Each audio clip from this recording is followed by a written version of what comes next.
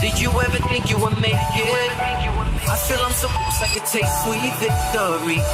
I know this life meant for me. Yeah, why would you bet on Goliath when we got Bet David? Valuetainment, giving values contagious. This world of entrepreneurs, we get no value to haters. How they run, homie, look what I become. I'm the one. Oh my Unbelievable. God. When it comes down to sports and fan base, man, Tom just like, if my team loses, Tom is happy, folks. No, Anyways, that's not true. We are at the beginning of the podcast. Bengals are 0-3, in case you're wondering, and the Bills are 3-0. But the Yankees may end up in a World Series with the Dodgers. If they do, they do, we're going to go. We're going to get a suite. We're going to watch the whole thing. It could be epic between those two baseball seasons, looking good with Ohtani hitting his 50-50, but this isn't a sports podcast, folks. You don't come here to listen to sports. Don't leave out Aaron Judge because Judge is actually leading in home runs, the league. What I don't want to leave out is the other guy that's being judged, P. Diddy. You know, there's a lot of stories with him coming out lately. He's on suicide watch. There's a story that comes up from The Sun saying he is as bad as Epstein. Kim Porter Tell-All Books becomes an Amazon bestseller that just came out. Stories about Diddy locking women in at freak-off parties. Resurfaced clip. There's stuff about Ashton Kutcher now, which is kind of weird. Khloe Kardashian recalls seeing Justin Bieber at Diddy's naked party. Kamala Harris, AOC Al Sharpton praised Diddy. Some of that stuff we'll cover. Even SNL did a skit one time, if I'm not mistaken. Oh, yeah, disgusting. Yeah, with Obama and Justin Bieber, which maybe we'll show the clip. Yep. A couple other things. The guy that was attempted, the second assassination attempt on Trump, left a note with a dollar amount to finish the job. We'll talk about that here. Very, very weird, the letter he leaves. Trump rejects Harris's debate proposal as too late.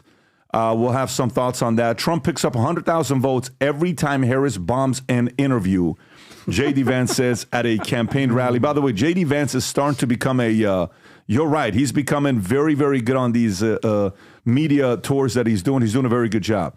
Trump shows off strength in Sunbelt battlegrounds, and then Biden loses track of event, yells, "Who's next?"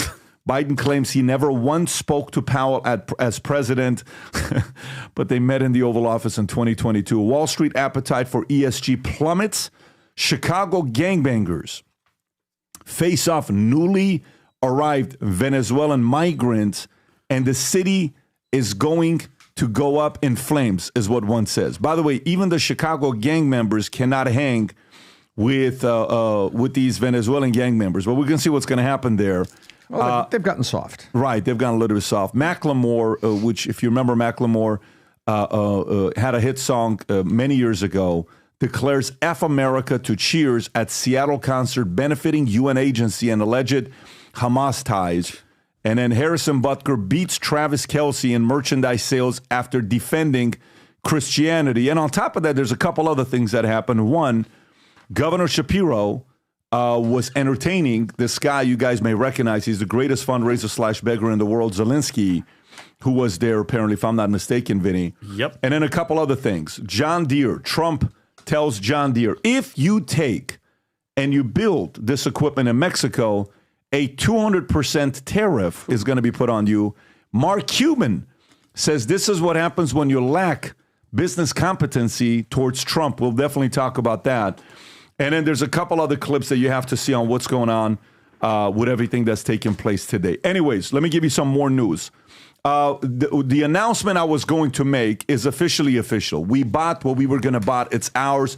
I'm not going to tell you what it is. I'm going to show it to you on the next podcast, because between now and then, when I told you we're going to put the biggest live podcast election night party from 6 p.m. to 4 a.m., when I'm telling you this, with food trucks outside and tents and all this stuff, that's the plan right now. We're working on permits. The people that have purchased stuff from us before, because we call those insiders, they will be given the opportunity to buy the tickets first. It's going to go like this when the announcement is made. And then on the podcast, I'll most likely announce it next Tuesday, between now and next Tuesday, so stay tuned for that. However, the one piece that so many of you have been asking for is officially here. We have brand spanking new merch to drop here today. Multiple brand spanking new pieces. Here's what this one is. It's the future. What are you doing, Tom? You guys, it's like a golf thing. This is the Future Looks Bright hat that's here with the American flag on the side, with the Valuetainment logo here, and the Future Looks Bright down here as well. These will go in no time. Future Looks Bright hat. We have these in red and we have these in white, Rob, if you can show the white as well. Right there, you got the red, you got the white, limited edition. These will not last. When we do the U.S. hats, they go in 24 to 48 hours. This is the Future Looks Bright hat you can sport with the American flag on the side or the white one. Pick and choose which one you like and sport it with the Future Looks Bright shirt, Rob. If you can show the Future Looks Bright shirt. It's the election 2024 that we have. You can either choose to get the plain one or you can choose to get the one that says Future Looks Bright. And on the bottom, it says, not this one, the other one. I'll go to that as well. You can get one that says Future Looks Bright. Zoom in a little bit, Rob, if you can. And it says, what's your point? Dedicated to my friend to my right. Or you can get the other one, which is the 2024 campaign, Ellsworth Sosnick 2024, with the slogan, Tom Bean. Shut up, you little bitch. That's the slogan. He can't say now. My feelings are hurt. But anyways. Pat, can I say something too? We're this weekend, you don't mind? I just want to say, let me just say this. Yeah. Go to vtmerch.com to place your order. We're going to put the link below for those listening to this on Spotify, all over the place. But go ahead, tell the event. I know what happened. Crazy. Like I know that you said you want 1 million people rocking it, and what a great example. We're in Sarasota for Dylan's soccer tournament this weekend. I'm going to show the picture. Please, we're sitting there and we're just chilling. Tom, meaning we're on the field. There's how many fields, Pat? 10 to 20 fields. There's thousands of people, thousands of kids, parents around each of those fields. Dude, it's everywhere. I was practicing to be a dad. Pat posted on his Twitter. All of a sudden, the lady's like, "Oh my God, Patrick Bet-David!" And she turned out, bro. Valuetainment hat, Future Looks Bright out. She was top to bottom. I saw people there rocking the gear, and it was freaking amazing. But you'd think, dude, we're going to restaurants. We're going here. The chef from a breakfast place came out and was like, the waitress is like, "Excuse me, are you famous?" And Pat's like, "No." She's like, "Well, the guy in the kitchen is like, oh my God." And he comes out and he's like, "Bro, so the message of 1 million people rocking it." We got free hot sauce because of that. Rob, can you show this picture, Rob? Yeah. This is the lady. Shout out to her. Look at her. At the event. Hey. She's got the whole VT gear. Look at Tico's mustache. That's great. Tico got a Puerto Rican guy's mustache. So, guys, go sport the gear. Post it. Tag us. We're sharing the pics. Let us know when you're sporting the gear. The Valuetainment community is finding each other. It's a beautiful thing. And then last but not least, my youngest son, Dylan James Bet-David turns 11 years old. Happy birthday, when? Dilly. What day is his birthday? Today's his birthday. This is Dilly's birthday? Yeah. I wake him up today. I said, "Dylan, happy birthday." You know what he tells me? He says, "Not my birthday yet." I said, "It's your birthday today." He says, "At 11 o'clock Pacific Standard Time," which means at 2 o'clock. He is so specific on when his birthday is, but he's going to get a special gift. He's going to be what now? 11? 11 years old. He's got a special gift he's getting tonight. He has no clue what it is. He's going to flip out. We'll post a recording afterwards. Anyways, okay, let's get right into it. Rob, I want to get into the first story. First story is the John Deere story, if you don't mind. Just play the clip. So President Trump here is being interviewed, and they're talking about John Deere, and here's what he says. After he says this, Mark Cuban responds to disagree with him, obviously, because he's a 100% pro-Kamala supporter. But here's what President Trump had to say about John Deere. I just noticed behind me John Deere tractors. I know a lot about John Deere. I love the company. But as you know, they've announced a few days ago that they're going to move a lot of their manufacturing business to Mexico. I'm just notifying John Deere right now. If you do that, we're putting a 200% tariff on everything that you want to sell into the United States, so that if I win, John Deere is going to be paying a 200%. They haven't started it yet. Maybe they haven't even made the final decision yet, but I think they have. John Deere is going to, and anybody else that does this, because it's hurting our farmers, it's hurting our manufacturing. And if you do that, you're going to have a 200% tariff put on the product that you make in Mexico, right across the border. They think they're going to make product cheaper in Mexico and then sell it in for the same prices they did before, make a lot of money by getting rid of our labor and our jobs, and really a great name, because John Deere is a great name. I buy a lot of John Deere, tremendous. I'm one of their big customers. I buy a lot of John Deere product as a private person. But if they're going to do that. Okay, so this is him saying it. Now, here's what Mark Cuban says about it, okay? This lack of understanding of business is insane. Put a 200% tariff on an American company moving some production to Mexico, but tariff Chinese manufacturers 10 or 20% so that the Chinese products will be cheaper to sell in the U.S. than the American company. Good way to destroy a legendary American company and increase costs. to American buyers. Tom, your thoughts on this? Well, first of all, Mark, angry man Cuban, is thinking that the Chinese tariff will stay at 10 or 20%. It won't. That's the tariff right now. And the minute that Trump realizes, or someone brings in the analysis, that the tractors coming from China, because there's Chinese tractor companies, are less than the John Deere's because of the tariff, what do you think he's going to do to that 10 to 20% tariff on China, Vinny? Put it up. Boom. It's going up. It's going up because he's not going to allow dumping by China by underpricing and dumping. That's not going to happen. So if the algebra stays frozen, Mark Cuban is right. Oh, the Chinese stuff's going to be less. But what Mark just did with this comment is basically notified everybody so that everybody and every advisor is talking to him. Hey, Cuban was saying this. We better keep an eye on those Chinese tractor costs and make sure that we tariff the hell out of them so that still the American product is the one to buy. Adam, how do you process this? So it's funny that you're bringing this up because our friend Vivek, he actually wrote, I'm trying to find the article right now, wrote an article on the Wall Street Journal. It was an opinion piece. What was the general concept of this article? And it was called The America First Divide, Protectionism versus Libertarianism. And it got me thinking, like, why Vivek is now writing articles for the Wall Street Journal, opinion piece. Rob, I'm going to try to send it to you, buddy. And here's some of the conclusions that he basically came up with. Rob, if you can pull this up. I have it. Okay, cool.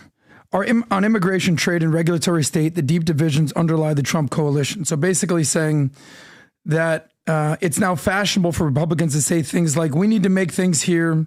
We're a party of the working class, without stopping to ask what these phrases actually mean or what they're saying to them.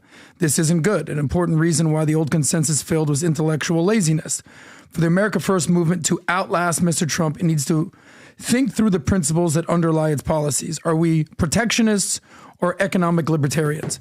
So this basically what Trump is doing is he's taking the hand of government and weighing in on private businesses or corporations. So I guess there's a different school of thought. The classic Reagan-esque mentality was what? Free trade, right? But then you start looking into free trade, and there's actually free trade and fair trade. There's actually a different dynamic right there. Fair trade and free trade.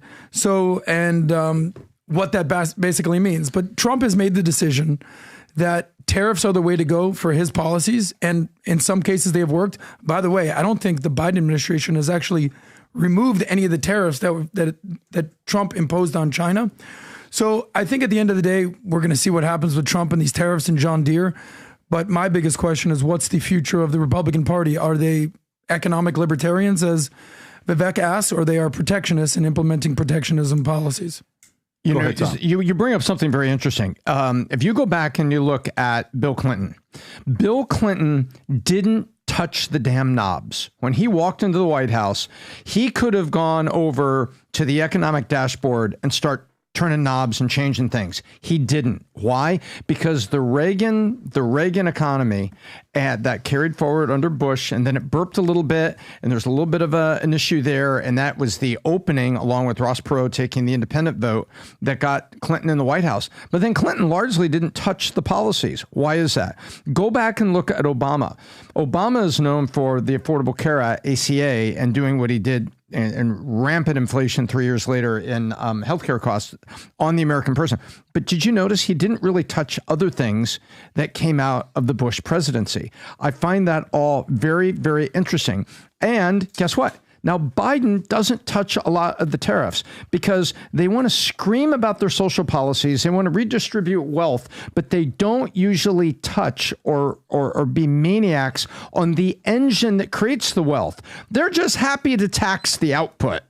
And Pat, just really fast, so what's the reason, John? The reason why would John Deere want to leave here and start manufacturing in Mexico, Tom? Save money. Cheaper in Labor Mexico. costs and cheaper. Sure. So why not have a country that's going to make it affordable for them to do it here? I have a better idea. By the way, no, go ahead. All those people coming from Mexico. Yeah. You keep them in Mexico, and you give them jobs. Yeah, but wait a minute. So they don't come into our country illegally. That might be a thing. Ask your question. You ask a very good critical thinking question. Thank you, ask Pat. the question. So I'm just curious. It's a very good question. Listen, everybody. This company is leaving to go to Mexico to make it cheaper, labor cost, proximity, to the market, and free trade.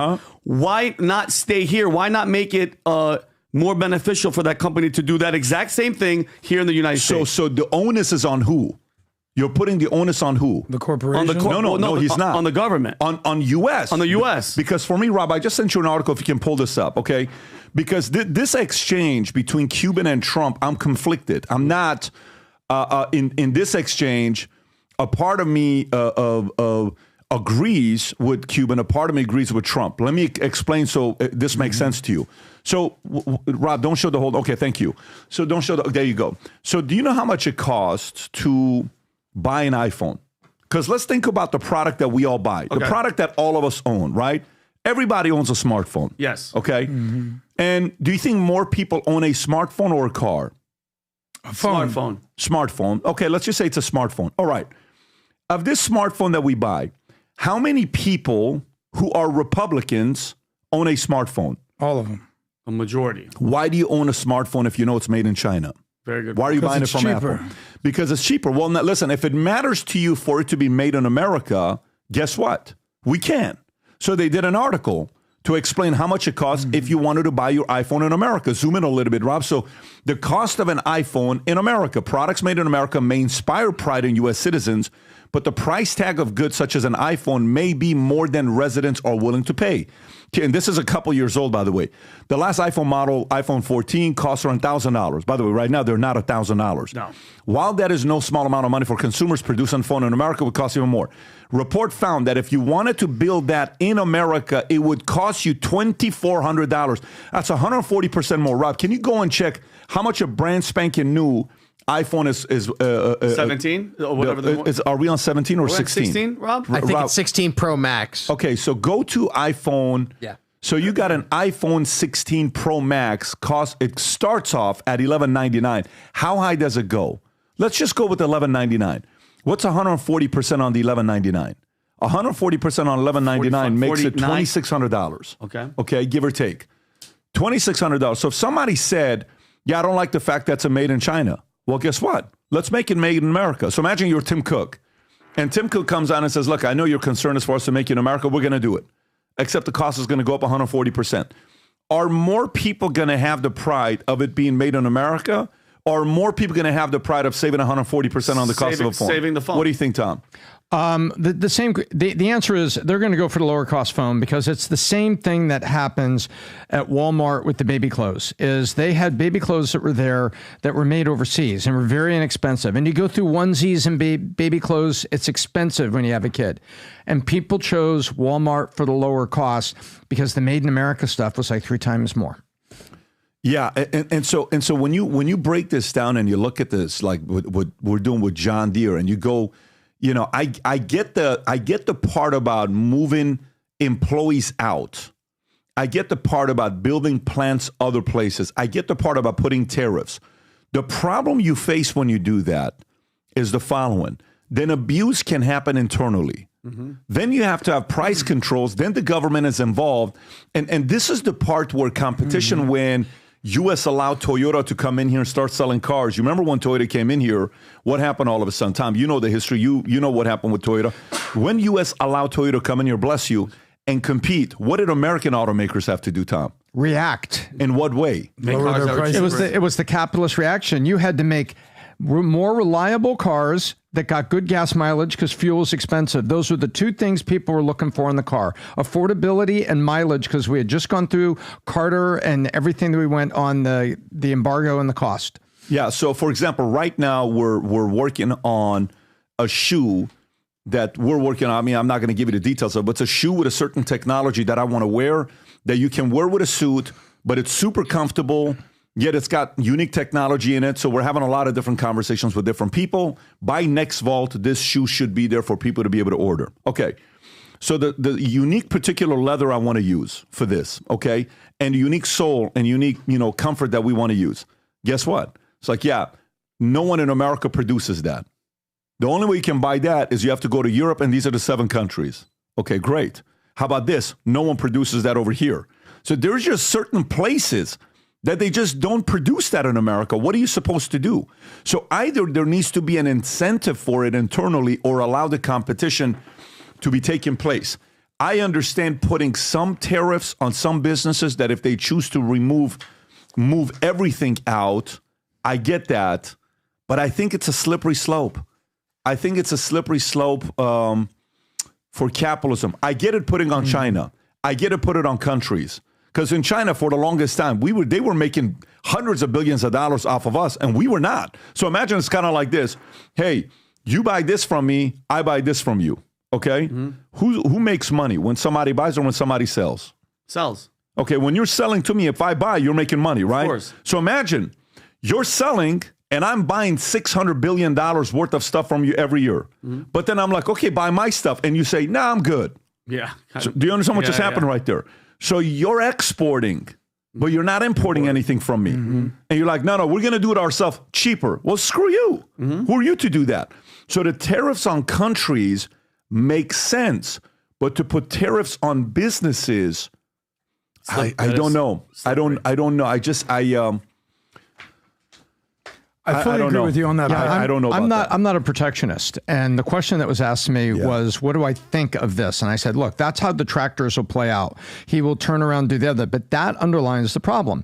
Do you tariff? And then does the tariff become like a bad auction? And China says, okay, then we'll sell it for this. Well, I'm going to tariff it higher. Well, I'll sell it for that. And it goes back and forth. So I'm not a protectionist. The whole model of manufacturing is that manufacturing is going to go to the lowest cost area. Yeah. That's how Poland got so much manufacturing, but they had a very controlled government. Now they have a very safe country and everything like that. But they were known as the Mexico of Europe. Do you remember the 90 days, Tom, when we lost nearly 1,000 agents? Yep. And do you remember who it specifically was around? Right? You remember. I'm not going to give a name, but you remember this. I'm not going to say any names, but I know exactly so what let me tell you what about. happened. In a span of 3 months to 6 months, okay, we lost around 600 to 1,000 insurance agents to a competitor.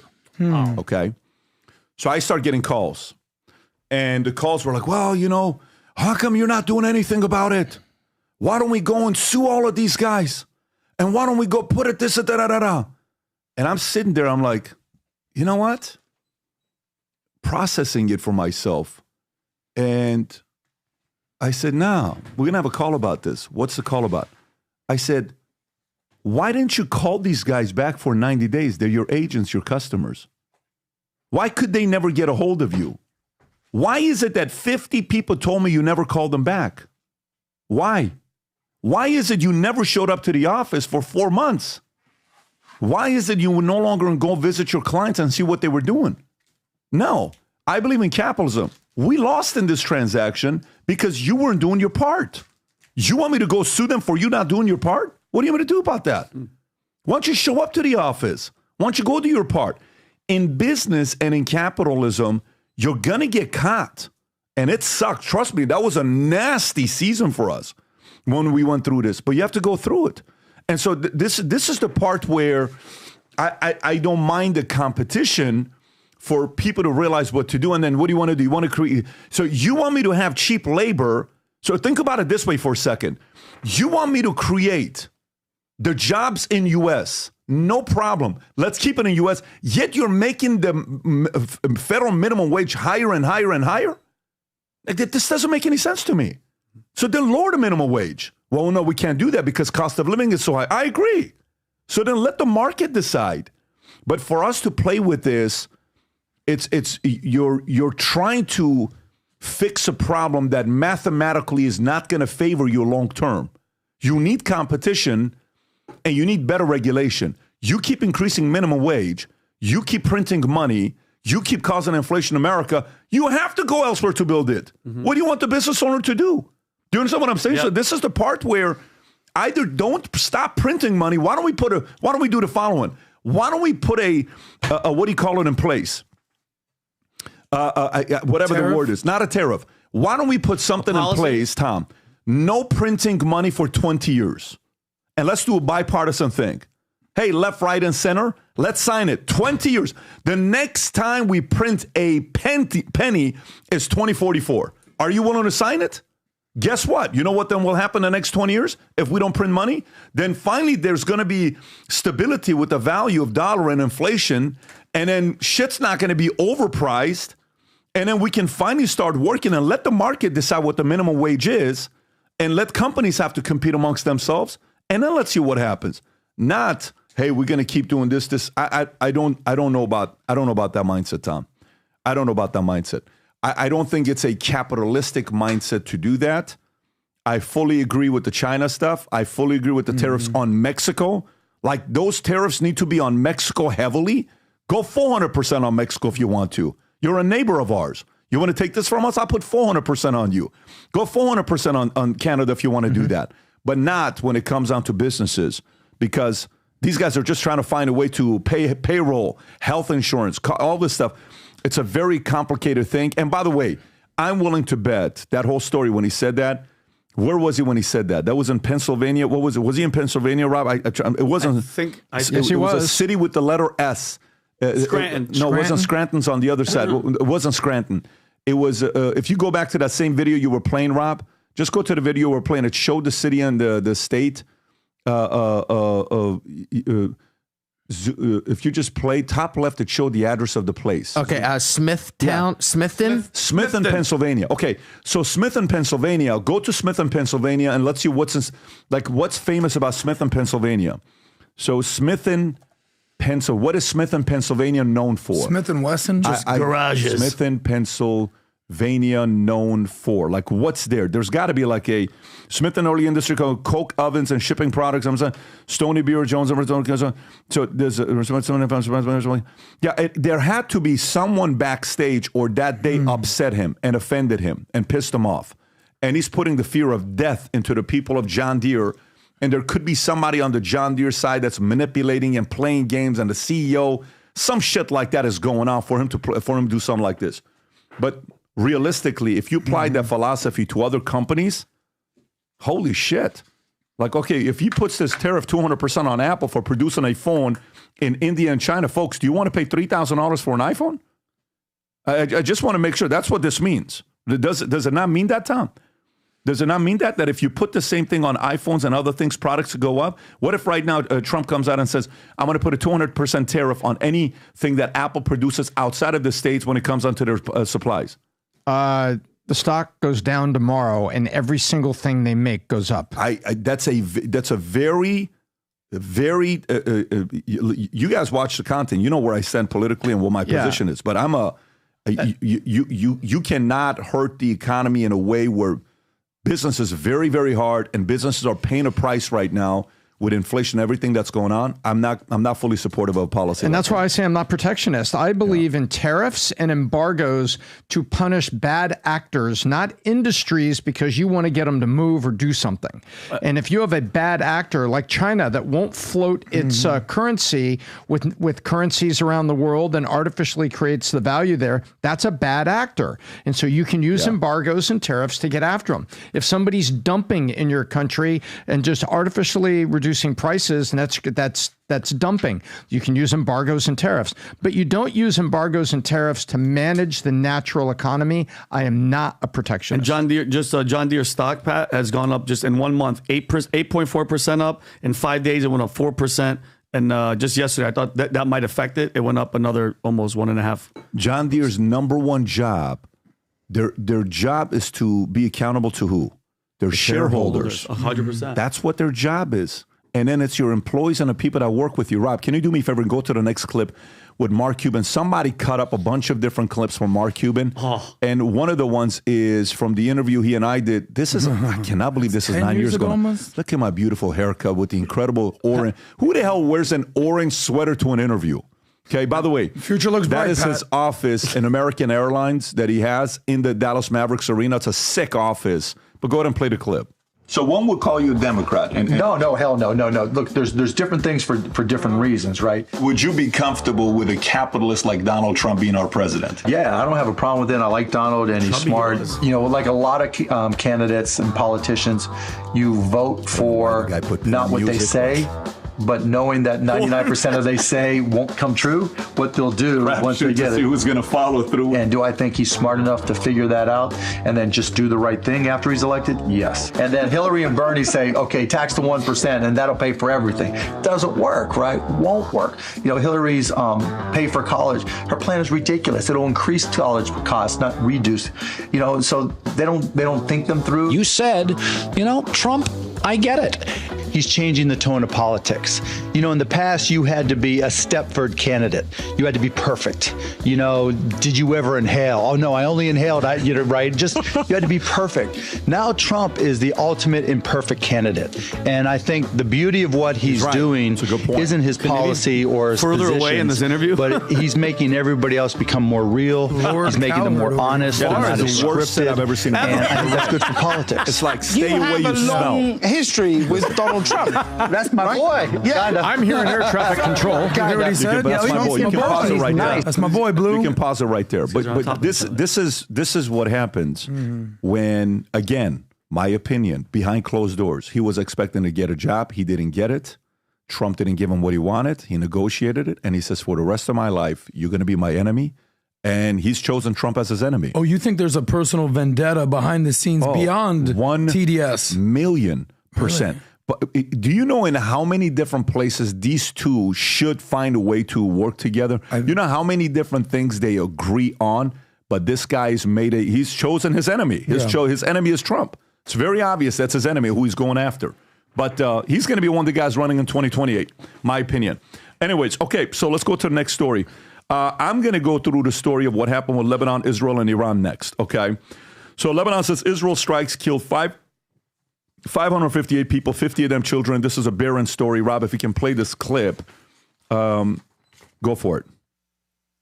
From yesterday until now, the Ministry of Health recorded 585 martyrs, between them 20 children and 50 women. And this is contradictory to what the Israel enemy says, that it was only targeting military forces and other things. But the truth is that what we're seeing is that the people who were killed in the attacks yesterday were mostly civilians. Okay, you can pause it right there. Let me just read the story, Rob. So Lebanon said Tuesday, the death toll from Israeli bombardment day earlier, 558, including 50 children, deadliest day of violence since Hezbollah and Israel went to war in 2006. So far, the health ministry recorded the numbers.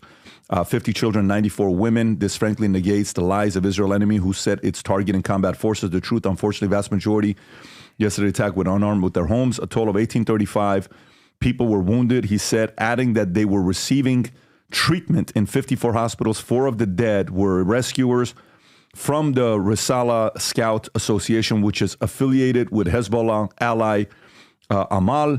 And now, based on this, story comes out, same day, AP News, U.S. is sending more troops to the Middle East as violence rises between Israel and Hezbollah. The U.S. is sending small number of additional troops to the Middle East in response to a sharp spike in violence between them. Major General Pat Ryder, Pentagon press secretary, would not say how many forces would be deployed or what they would be tasked to do. The U.S. now has about 40,000 troops in the region. On Monday, the aircraft carrier USS Harry S. Truman, 2 Navy destroyers, and a cruiser set sail from Norfolk, Virginia, headed to 6th Fleet area in Europe on a regular scheduled deployment. So there you go with that one. The ship's departure opened on the possibility that the U.S. could keep both the Truman and the aircraft, USS Abraham Lincoln, which is in the Arabian Gulf, in a region in case Iran president warns. I mean, this is just getting nastier and nastier. Tom, what are your thoughts on this? Well, Hezbollah has spent, help me with the time, Adam, 18 years since the second Lebanon war, 18 years ago? 2006, I believe, was the last 18 war. years. So it's 18 years, and Hezbollah has been sitting there building up in southern Lebanon, preparing for this day. But there's been a technique they've been using. They've been digging bunkers, they've been digging tunnels, and it was exposed how they've built these homes that have rooms upstairs for the cruise missiles, and they are hiding missiles and armaments in homes because they know that when Israeli intelligence finds out about them, that's what they're going to go after. And so this escalation is going to get crazy, and you're going to hear media talking about what Israel is doing to civilians, but Hezbollah has spent 18 years hiding this stuff in tunnels and in civilian locations and mosques. Oh, they killed a mosque. You're guaranteed to kill some people that are just there worshiping. You know, family will be there, kids will be there, but there's stuff in that mosque that is weapons. And so this is about to get really, really ugly, and it's going to make Gaza look small compared to what happens in southern Lebanon with all this Hezbollah armaments and stuff, Pat, that are hiding in civilian targets, civilian homes, and in mosques. Adam. Well, I feel for the people of Lebanon because much like what's going on in Gaza, innocent people are stuck in the middle. And I don't think anyone of sound mind, of sound brain, of sound heart wants to see innocent people die. But, you know, we say here all the time, Pat, elections have consequences. When the year is 2006 and the Palestinian people elect Hamas, a U.S. designated terrorist group, you're going to probably have to deal with that at some point. And what's going on in Lebanon right now is that in their parliamentary system, Hezbollah, which I literally think it's Hezbollah, it's like the army of God. Hezbollah has a major part of Lebanese government and Lebanese society. And the Hezbollah militants, they're funded by, take a wild guess, the Islamic Republic of Iran. That's why the famous phrase that Iran is, the head of the snake, they're actually more of the head of the octopus because their tentacles are basically reaching around all of the Middle East, and they want to export terrorism and the caliphate and jihadism all over the Middle East and all over the world if they can. And here is just another regional terrorist group that has hijacked a beautiful country. I mean, what was Beirut formerly known as? The Paris of the Middle East. Good luck with that analogy these days. And essentially what happens is this, that innocent people are going to be caught in the middle when you have a terror regime governing your entire society and basically threatening extermination of the Israeli state. And Israel is basically saying, I mean, if you want the bottom line, this is my opinion. Ready? Israel's basically saying, listen, you saw what we did in Gaza. We definitely don't want to do this. Please don't make us do this. But I'm letting you know right now, Lebanon, Yemen, whoever it may be, we're not just going to come after Hezbollah. We're going to mess you all up. And if we wanted to, we could. By the way, do you see the images of people leaving and fleeing Lebanon right now? Because basically what the Israeli army does, IDF does, is they basically say, hey guys, you have 48 hours and we are coming in to basically level your entire area. So we don't actually want to kill you, despite all the narratives that we're a genocidal maniac army. Please leave this town because we're coming for Hezbollah. And here, look at these images right here. This is basically the Lebanese people saying, turns out aligning with Hezbollah is not go back to the traffic. This is people what? Leaving Lebanon, basically saying, heeding Israel's warning, because basically what Israel did, we all know what happened with the walkie-talkies and the beepers. They're pretty technically savvy, but they also broke into Lebanese airwaves, the radio, and they basically said, Yalla, it's time to go. It's time to go because we're coming after Hezbollah. And by the way, Rob, I sent you an image. Do you know how many of their top 20 leaders Israel has killed in the last week? Just in the last week alone? 1, 2, 3, 4, 90% of their top leadership gone. Precision. There it is right there. I don't know if you can see the image. Zoom in a little bit. But the only guy that's still alive is their... this is what, 90% of whose leadership? This is Hezbollah's leadership. That Israel has eliminated. That they've eliminated. Who's Correct. the 10% that's left? Well, the main guy is still there.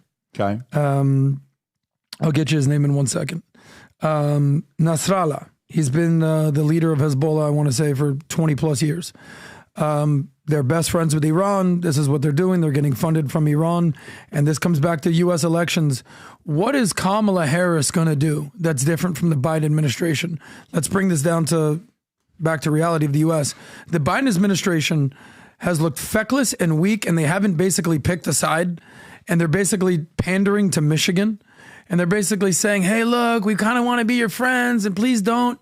But we're seeing when you don't pick a side and stand with your allies, what kind of chaos ensues. So it should have ended, boom, done with Gaza. Now it's Lebanon. That's a potential another war. Syria is right there. Yemen is, the world is less safe with a Biden-Harris administration. I mean, look at the data.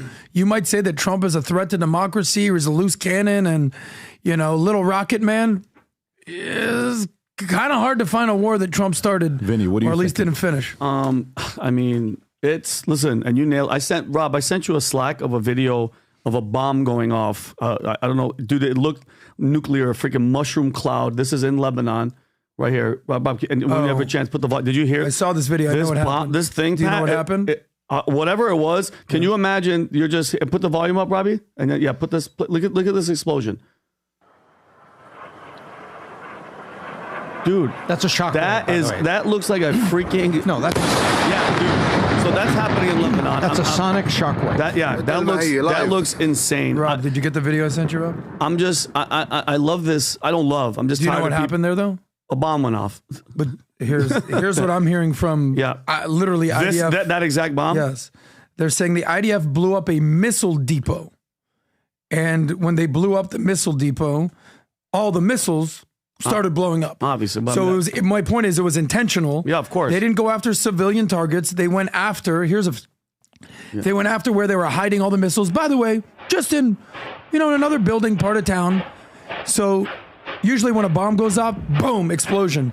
It doesn't go pop, pop, pop, pop, pop, pop, pop like that, right, Vinny? Yeah. You're the gun expert. Yeah. So this is what? Just ammo and missiles blowing up internally. Yeah, I don't know the specifics. I'm just, listen. It gets worse. Our 9/11 happened, and that was just, the green light for, going to Iraq, going over here, that started everything. So October 7th is, Israel's now, they're like, okay, we're going everywhere. And if you think about it, they're in Beirut right now. They're blowing up. That war has started. You talked about Syria. You talked about, Iran is next. So Israel right now is expanding and starting this war. And now the one thing that bothers me is that now we are going to get involved. How many troops are we sending, Pat? We have a total of 40,000, but we've sent more people. 40,000 in the Middle East right now. And that's the one thing, Adam. And I get it. We have to help allies and all this. Rob, you can correct me on what I just said. If what I said is inaccurate, I said 40,000 troops. It's not we send 40,000. We have a total of 40,000 there right now. Yes, 40,000 are in the region. Right. They have not released how many they're sending. They just said that they are going to send. We're going to send. And if you think about it, we keep hearing this World War III. Trump's going to World War III. A definition to be in a world war is multiple conflicts involving major powers, economic warfare, formation of new alliances. We've been seeing that with Russia and China and North Korea and all these places. Global instability and a nuclear threat. We are technically, by definition, in World War III right now, and I just do not like, as a veteran, as my brother, my sister, as you, Pat, I don't like the fact that now we are sending soldiers, so now we are directly involved. And listen, this is going to get uglier and uglier and uglier, and that's the last thing that we wanted. And I just want to quote Ben Shapiro. Ben Shapiro said, Israel can take care of itself. Israel is a freaking powerhouse. It has nuclear capability. It's ridiculous. We see the position. We see the Iron Dome. My personal thing. When did Ben say that? Ben Shapiro, Rob, can you find that clip? Really? Ben Shapiro said in a video, I think it was on Bill Maher, PBD, he said, he goes, Israel could take care of itself. He said that. He said that quote. And I'm just, listen, I'm pro, them protecting themselves. Israel has a right to protect itself. Americans dying for anybody else's war, I am not cool with, period.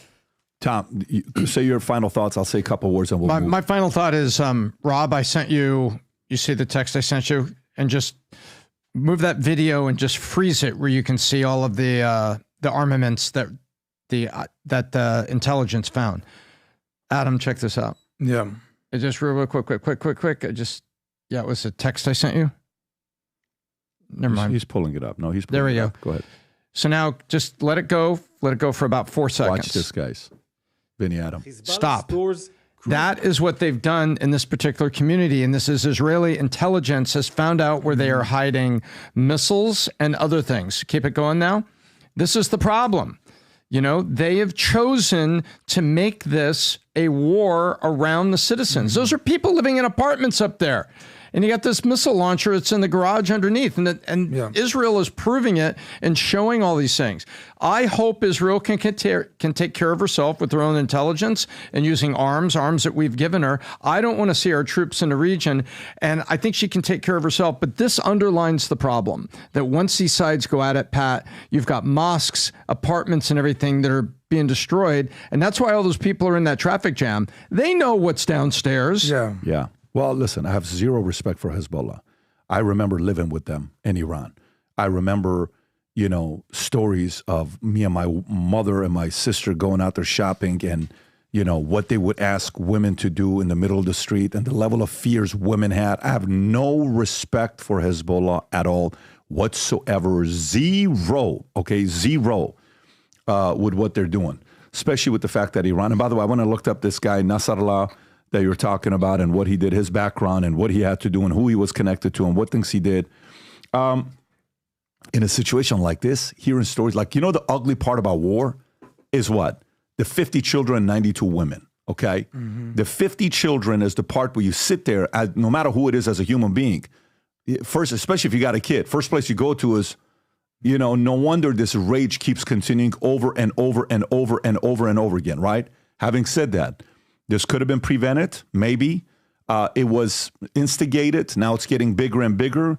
Now more people are getting involved. Now the more America feeds into this machine, it's going to get worse. And hopefully when the temperatures are getting to levels like this, when the next guy, God willing, on November 5th, when things changed on November 5th, you have to pick and choose one thing. You got Trump, you got Kamala.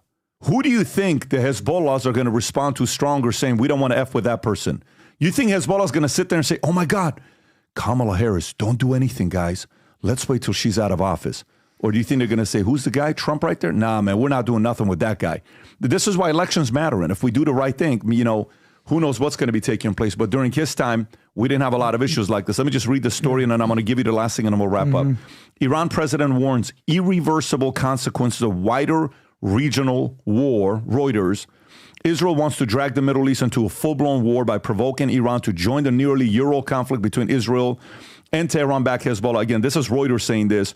In Lebanon, Iran president said on Monday, warning of its irreversible consequences. Iran's president said that Israel wants to drag this out in a full-blown war. Masoud Pezeshkian, speaking to a group of journalists after his arrival to New York, attended the United Nations General Assembly, said, we do not wish to be the cause of instability in the Middle East, as its consequences would be irreversible. We want to live in peace.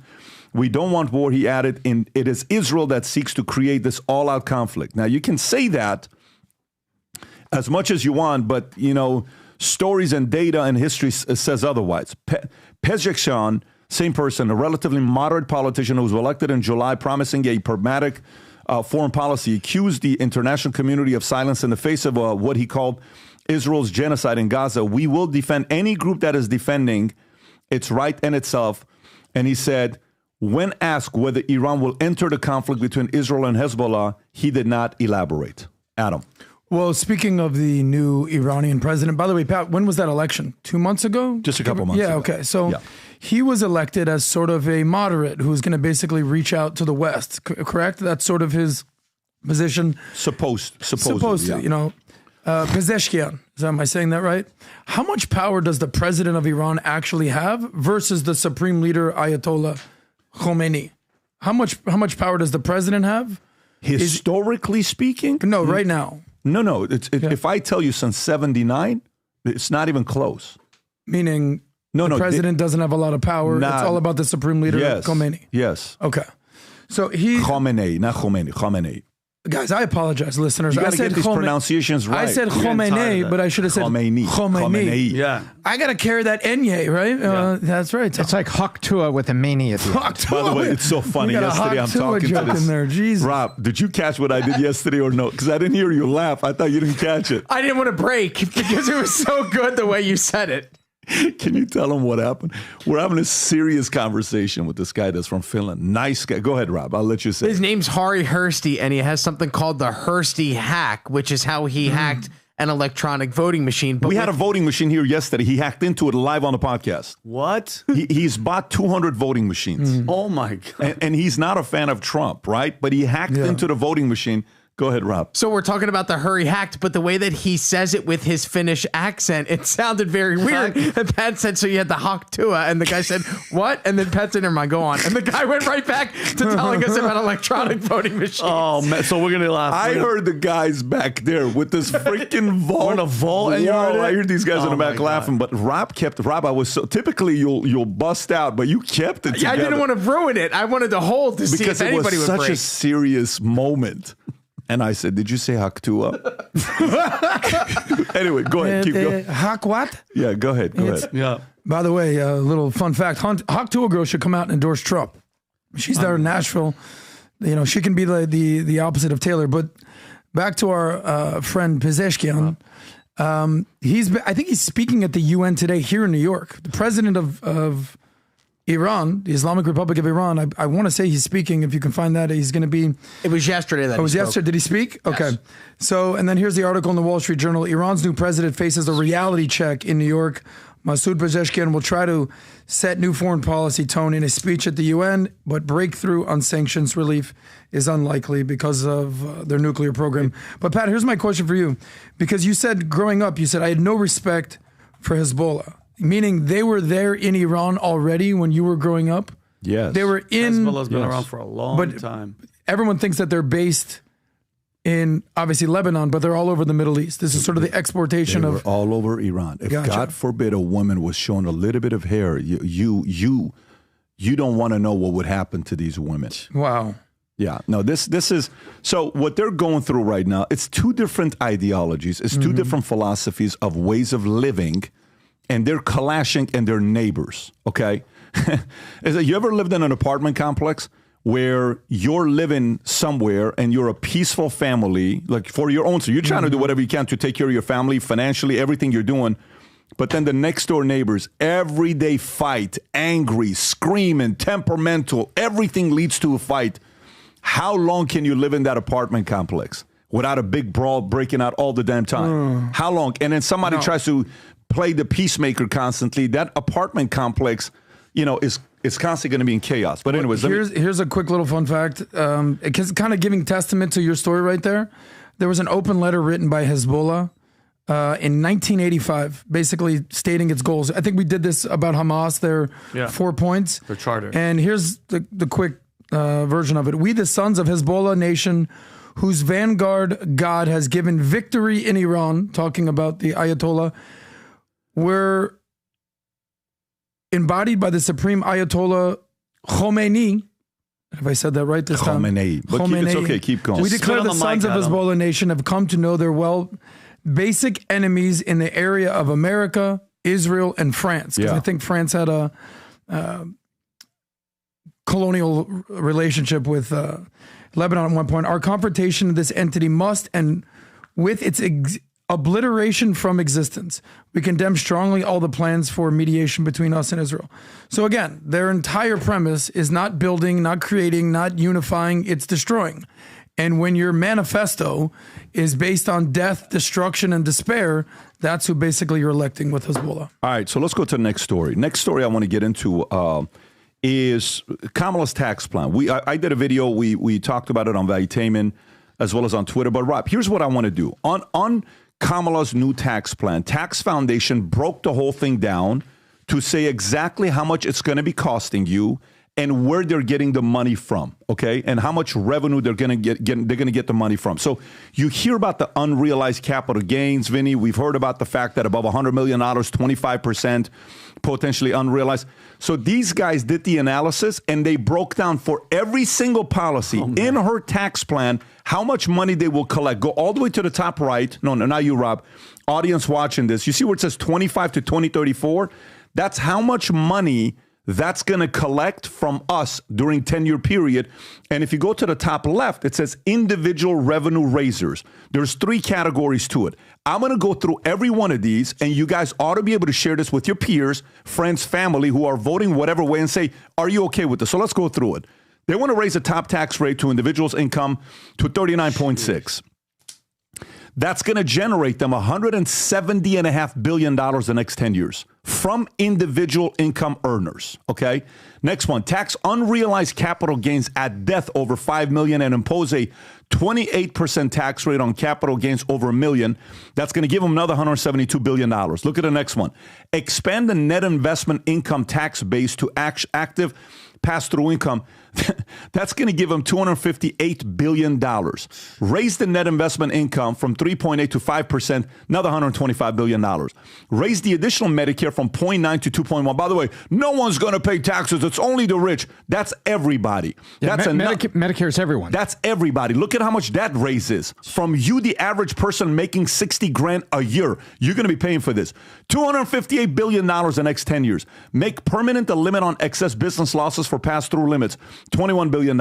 Limit 1031-like exchange to $500,000 in gains, which, by the way, you want to explain what that is? That basically means the 1031 exchange is where you sell one house and buy another. Roll the money over. Roll the money over. Yeah. That will impact your mom and dad. If they sold their house for $700,000 in New Jersey and moved to Florida, they're going to get hit. That's right. Yeah, 1031. So that's another $20 billion. Tax carried interest on ordinary income, $7 billion. Create new limitations on high-income taxpayers for large retirement accounts. That's so ridiculous. Hey, you should retire for the future so you don't rely on the government. Yeah, I did the right thing so I don't have to come to you for money. Let's tax you. $64 billion. You save too much. We're coming after you. Next one here. Required distribution and miscellaneous tax. So that one, $94 billion. Tighten estate and gift tax rules, $94 billion. Miscellaneous, $21 billion. Just for the individual, Vinny, the next 10 years, they're going to raise $1.21 trillion. Now let's go to the next one, which is corporate revenue raisers. Raise corporate tax rate to 28%. How much money does that give them? $882 billion. Let me tell you what happens when they do this. When I want to give a raise or invest back into the business, we step back because when we sit down and talk to our accountants regularly, I had a 1-hour call with them yesterday because an audit is taking place and it's the government's trying to see what happened with our business. And all of a sudden, I don't know what special requesting they're asking about that they're doing right now, which my accountant said the following. I've been doing this for 30 years. I've never seen this. I don't know why they're going through it's not an audit. They're just kind of going through something unique. This is a big accounting firm that we're going through this. So they're going to take that money and they're going to say, hey, instead of giving that money to you to invest into your business, give it to us, the U.S. government, 882. Raise corporate alternative minimum tax from 15% to 21%, another $346 billion. 21% What happened, Tom? No, I was Tom, I'm going to get there. We got plenty of time. I don't need science for me to follow stuff through. 21% GILTI, minimum tax rate and other GLTI changes, $278 billion. Repeat FD, $92 billion. Section 265 change, $187 billion. 4% excise tax on stock buybacks, okay, $79 billion. Modification to $162 million limit on deduction of excessive employee remuneration. They didn't write it right. $265 billion. Miscellaneous, 34. Look how much money they're going to collect from corporations over the next 10 years. $2.166 trillion. But they're not done yet. Go to the next one. Individual revenue raisers. Impose a 25% minimum tax on unrealized gains on $100 million plus. They're planning on collecting $500 billion the next 10 years from people that have $100 million net worth. Levy on under-tax profits rule on large multinational firms, 225. Changes to tax compliance and administration, 24. Other revenue changes, 766. Look at the number right there. You see it? Rob, can you highlight it so people can see the total? Just type in the total gross revenue right there. $4.143 trillion of money is going to go from the people, us, to the government the next 10 years, which let me unpack what this means. So in other words, there is a guy that visited the States the last week. His name is Vladimir Zelensky. Who that money that they're getting from you and I, hardworking people, let's give him a few $100 billion, $50 billion, $100 billion, $200 billion. Let's give everybody else the money and let's take that money away from you. Let's take the money away from a guy named Elon Musk who spends it to reinvest it into his business. No, we think the U.S. government can do a better job than you. You pay up here, you give us the money. And then, Tom, if you want to break down what you were showing me there, how that impacts a regular person, what that means there. No, I wasn't trying to interrupt you, but when you tax all that money on businesses, two things happen. It's going to create inflation effect because the businesses are trying to make profits. And the other thing that happens, if the business makes less profit, your 401k and your IRA are going to lose value. So the 401k that most people have through their businesses, not through a business, they work for a business, they have a 401k, they're going to see the value of that 401k shift. So all of this taxing also has another hidden tax on the value of IRAs and 401ks. Those are going to go down, meaning you have less money there for that monthly allowance that goes along with Social Security that you're supposed to live on in retirement. Tom, let's just say this policy goes through, okay? Can you paint a picture? We do business together for a long time, nearly 20 years our relationship, and we've been doing business together for a little over a decade, I want to say now, right? Yeah, we're over a decade of doing business together. And business, 15 years we've done stuff, advisory role. But business day to day, almost a decade, over a decade. Say Kamala's elected. What are some of the next 3, 5, 7 things you and I and our board, leadership, what are some of the next 5, 7 moves we would be doing if this were to take place? Well, we would be looking at how much profit we have because we always reinvest back in tomorrow's products. We always reinvest in things. The reason Minect is here is because Vault did well and Valuetainment Media did well. So suddenly we're going to look at, okay, how much profit do we really have at the end of the year to reinvest in these new products? We'd be looking at that. How many new job openings are there really going to have so we could hire people to maybe make these other products and to run the Vault conference and stuff? It's going to have an impact on jobs and our ability to expand and grow. And that has a negative impact on people that are like, that's a great company. I'd like to go work there. I'd like to be a part of that. There's going to be less opportunity. We're going to be looking at all of that stuff. And we're going to be looking at how much raise can we afford to do it? Because we're not public on the stock market right now. We're a private company that's trying to reinvest and build and build and build on our future vision. It's going to severely impact us. And what she's doing, they are going after to create a dependent America on government in line with their globalist agenda. It's that simple. People say, why are they doing this? Why are they doing this? They want us to be dependent on them. And then they want to push their globalist agenda. But that's what happens to companies. We can't expand. We can't add jobs. We can't invest in new products. That's what happens to us. I hope everybody that's listening to this and watching this, is Rob going to put a link? I want them to send this to their Democrat, liberal, brainwashed idiot friends and let them know what the hell these people are trying to do. Let's put the link below on Tax Foundation. That, because you doing that and showing me that is unbelievable, number one. Number two, we all know Kamala's not making this plan. Who is the person, who are the people, PBD, behind that shitty-ass plan that's going to destroy our country? That's what I'm curious about. Well, I mean, this is what you have to think about. So for us, like, I don't have any hate towards Kamala. I don't know Kamala. How can you hate somebody that you don't know? Okay? I don't know who this person is. I don't know what she does. I don't know her going to dinner. I don't know Joe Biden. I don't know Obama. I don't know any of these guys. We have no relationship together, right? So for me, it's not that. When it comes down to direct policies, where for someone who lived in Iran 11 years, lived in Germany, has been here, was in the military, ran a business, used to be an employee, figure out a way to build a business. All this stuff that we've gone through with the risks that we've taken, family, kids. I'm just thinking about what are the main things that a family person, if you have kids, if you have a wife, if you have a husband, if you have a business, if you have a job, what are the most important things to you? Number one is making sure economically you're sound. Very simple, okay?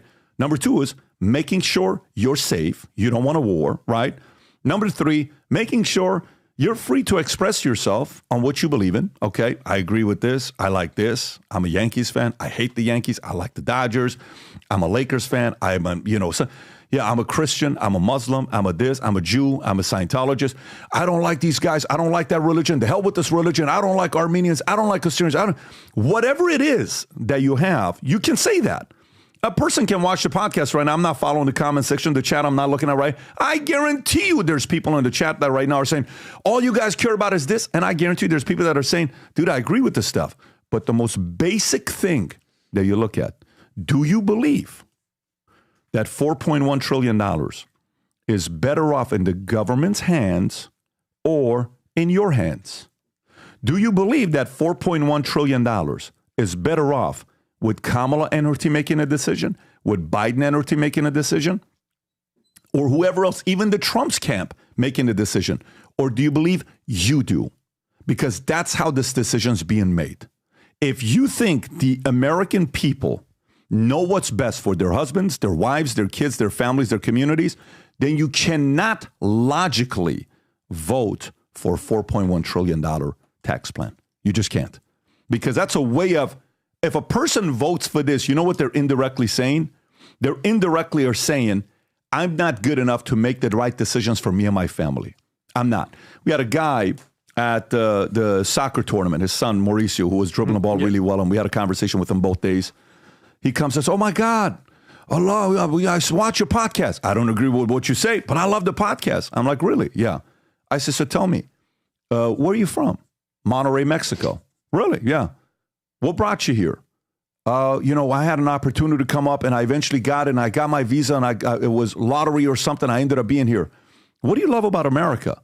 Oh, I love the fact that in America, you have the freedom to be able to build a business as big as you want it to. What else you love about America? I love the fact that America wants to be the best. They're always competing to be. Remember when he said this? Of course. That we want to be the best. And I love that. I said, what else you love? I love the fact that, I said, so what can you disagree with me? Mm-hmm. I remember that. And then he finally, after 20 minutes of talking to him, he just can't stand Trump as a person. He cannot stand a person, right? That's what this guy's saying. And then I said, tell me about you. He has two other brothers and your mom, dad, the upbringing, what happened with him when he was, youngest was 17 years old, parents separated, they got a divorce, didn't make any sense. They had been married for God knows how many years. And he's telling me about his story, his son, how great of a father he is, how much he wants to do for all this stuff. The most basic thing, if you take personalities out and you actually look at this logically, who the hell in the right mind thinks the government would do better with the money than you? In what areas? Yeah. In UPS? Do you trust UPS or more FedEx and DHL? Why? In what? When it comes down to what? Customer service? Go to DMV if you want to really increase your blood pressure. Stay there for an hour. In what area? It's really maybe 10% of things that they do better with. Rob, can you go to a tweet from Joe Biden? If you go to one of my recent tweets, and I kind of want to open this up. Adam used to be a school teacher before. Let's go to this before. 1 year. If you go to Twitter and you type in what Joe Biden posted, go down a little bit. It should be right there, right there. Zoom in right there at the top, right there. Go a little lower. Joe Biden tweets yesterday. He says the following. It's time public school teachers got a raise. This is yesterday. I responded. It's time to fire bottom 30% of teachers and give the top 10% a raise. Zero competition for teachers leads to public schools being filled with teachers who hate their jobs. Bingo. Again, bad policies have consequences. Do you think public schools do better than private schools? Do you think public schools in America are crushing it? Why? It's another thing that the government does. You want to give these guys more money? You want to give these unions more power? You want to give these guys more money to make the decisions for what you think is best for you and your family? Versus what if that money flipped and goes to you? Here's the money instead of us giving it automatically to public schools. Where would you like your kids to go to? What if that's $10,000, $12,000 coming back to you? What if some of you chose to say, I can afford to take that money and do homeschooling, do this, do that? What does that look like? That's the basic election conversation. Tom, when you see something like this from President Biden, it's time public school teachers got a raise. How do you process that? That's a pandering election year comment to the unions. It's time public school teachers got a raise. It's like saying it's time for lunch. What do you mean? How are you going to do it? Who are you going to help? What are you going to do it? You just got this little comment coming out there. When I see these, it's just, this is the social media clerk that works on the President Biden account. And when they're saying it's time teachers got a raise, I agree it's time teachers got a raise, but I agree with you. Which teachers? Just like anything else in life, the ones that are performing and making a difference and are great at their job, they deserve a raise. They deserve more benefits. And the unions are hurting those great teachers because they protect the low-performing teachers under the shackles of the union that keeps them all basically in prison.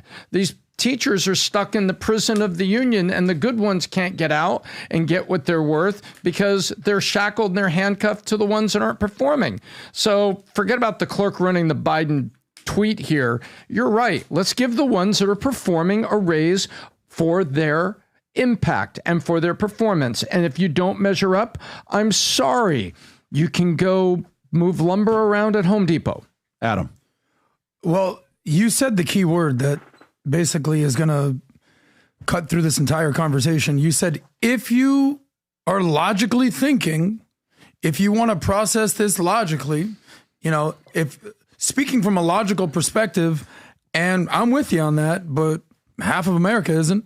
I would say 80% of America isn't. 80% of America is deeply, deeply emotional, and it's a gut feeling they have in their stomach, and that's how they're going to go through. Respect for us going through the tax plan and the policy, but many people are not even going to look into any policies. I mean, we get it. Pat, you use a word here all the time. You said, is it okay if I challenge you? Can I challenge what you're saying? And by the way, challenge me as well. That whole dynamic is super important. By the way, what's the opposite of challenging? Pandering. And just telling people what they want to hear. Handouts, free stuff, stimulus, welfare checks. Let's go. Give people money. I'm here with you. Eliminate student loans. Teachers need a raise. Which teachers? Okay. By the way, do you know what percentage of teachers are women versus men? 75% are women.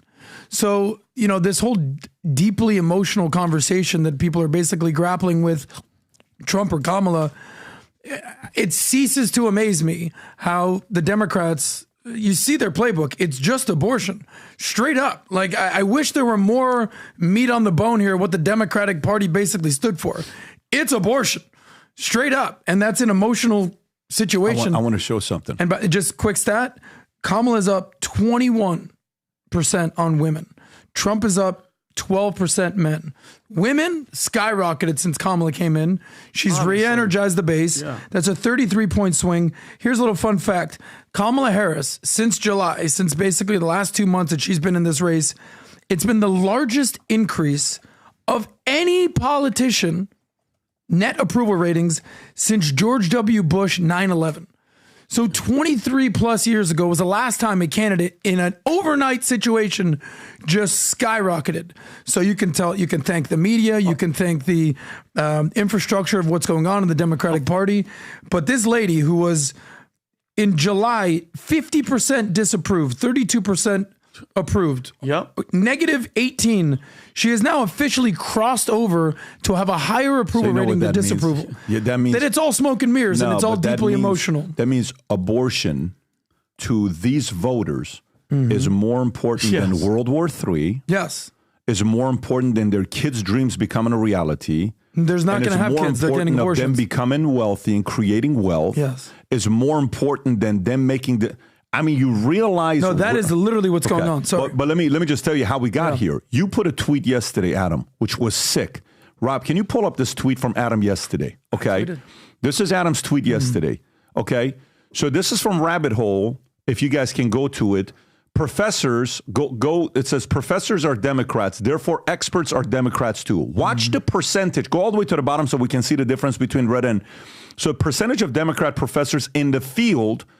surveyed 5,116 people versus Republicans. Go all the way to the top. Let's start. Jeez. In the communication, 100% of professors you go to in communication are Democrats. Weird. 100% of professors in anthropology are Democrats. Look at religion, which is the scary 99%. Where you would think conservatives and tradition? 99% of Democrats. What do you think they're saying about Christianity?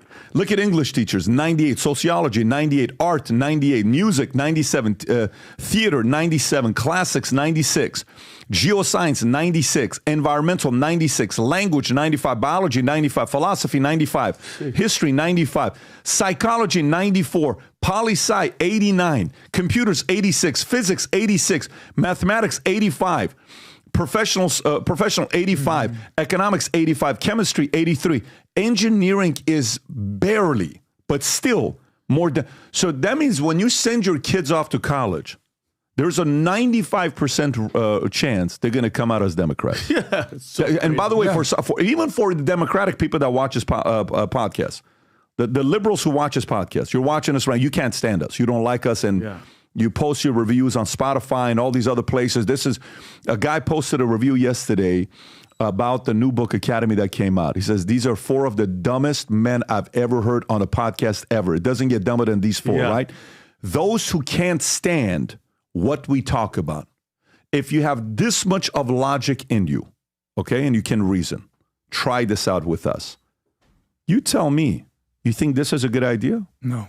You want kids to go to a college that 95% of the teachers are all on one side politically? You know what you call this if it happened in business? Monopoly? This would be called a monopoly. Yeah. So we have a monopoly in our universities, and our kids are coming out confused. Why do you think for the first time, parents are like, I don't know if I'm sending my kids to college anymore. I don't know if I'm going to waste my time sending them over there. Why? Because this is exactly their biggest concern today. Adam.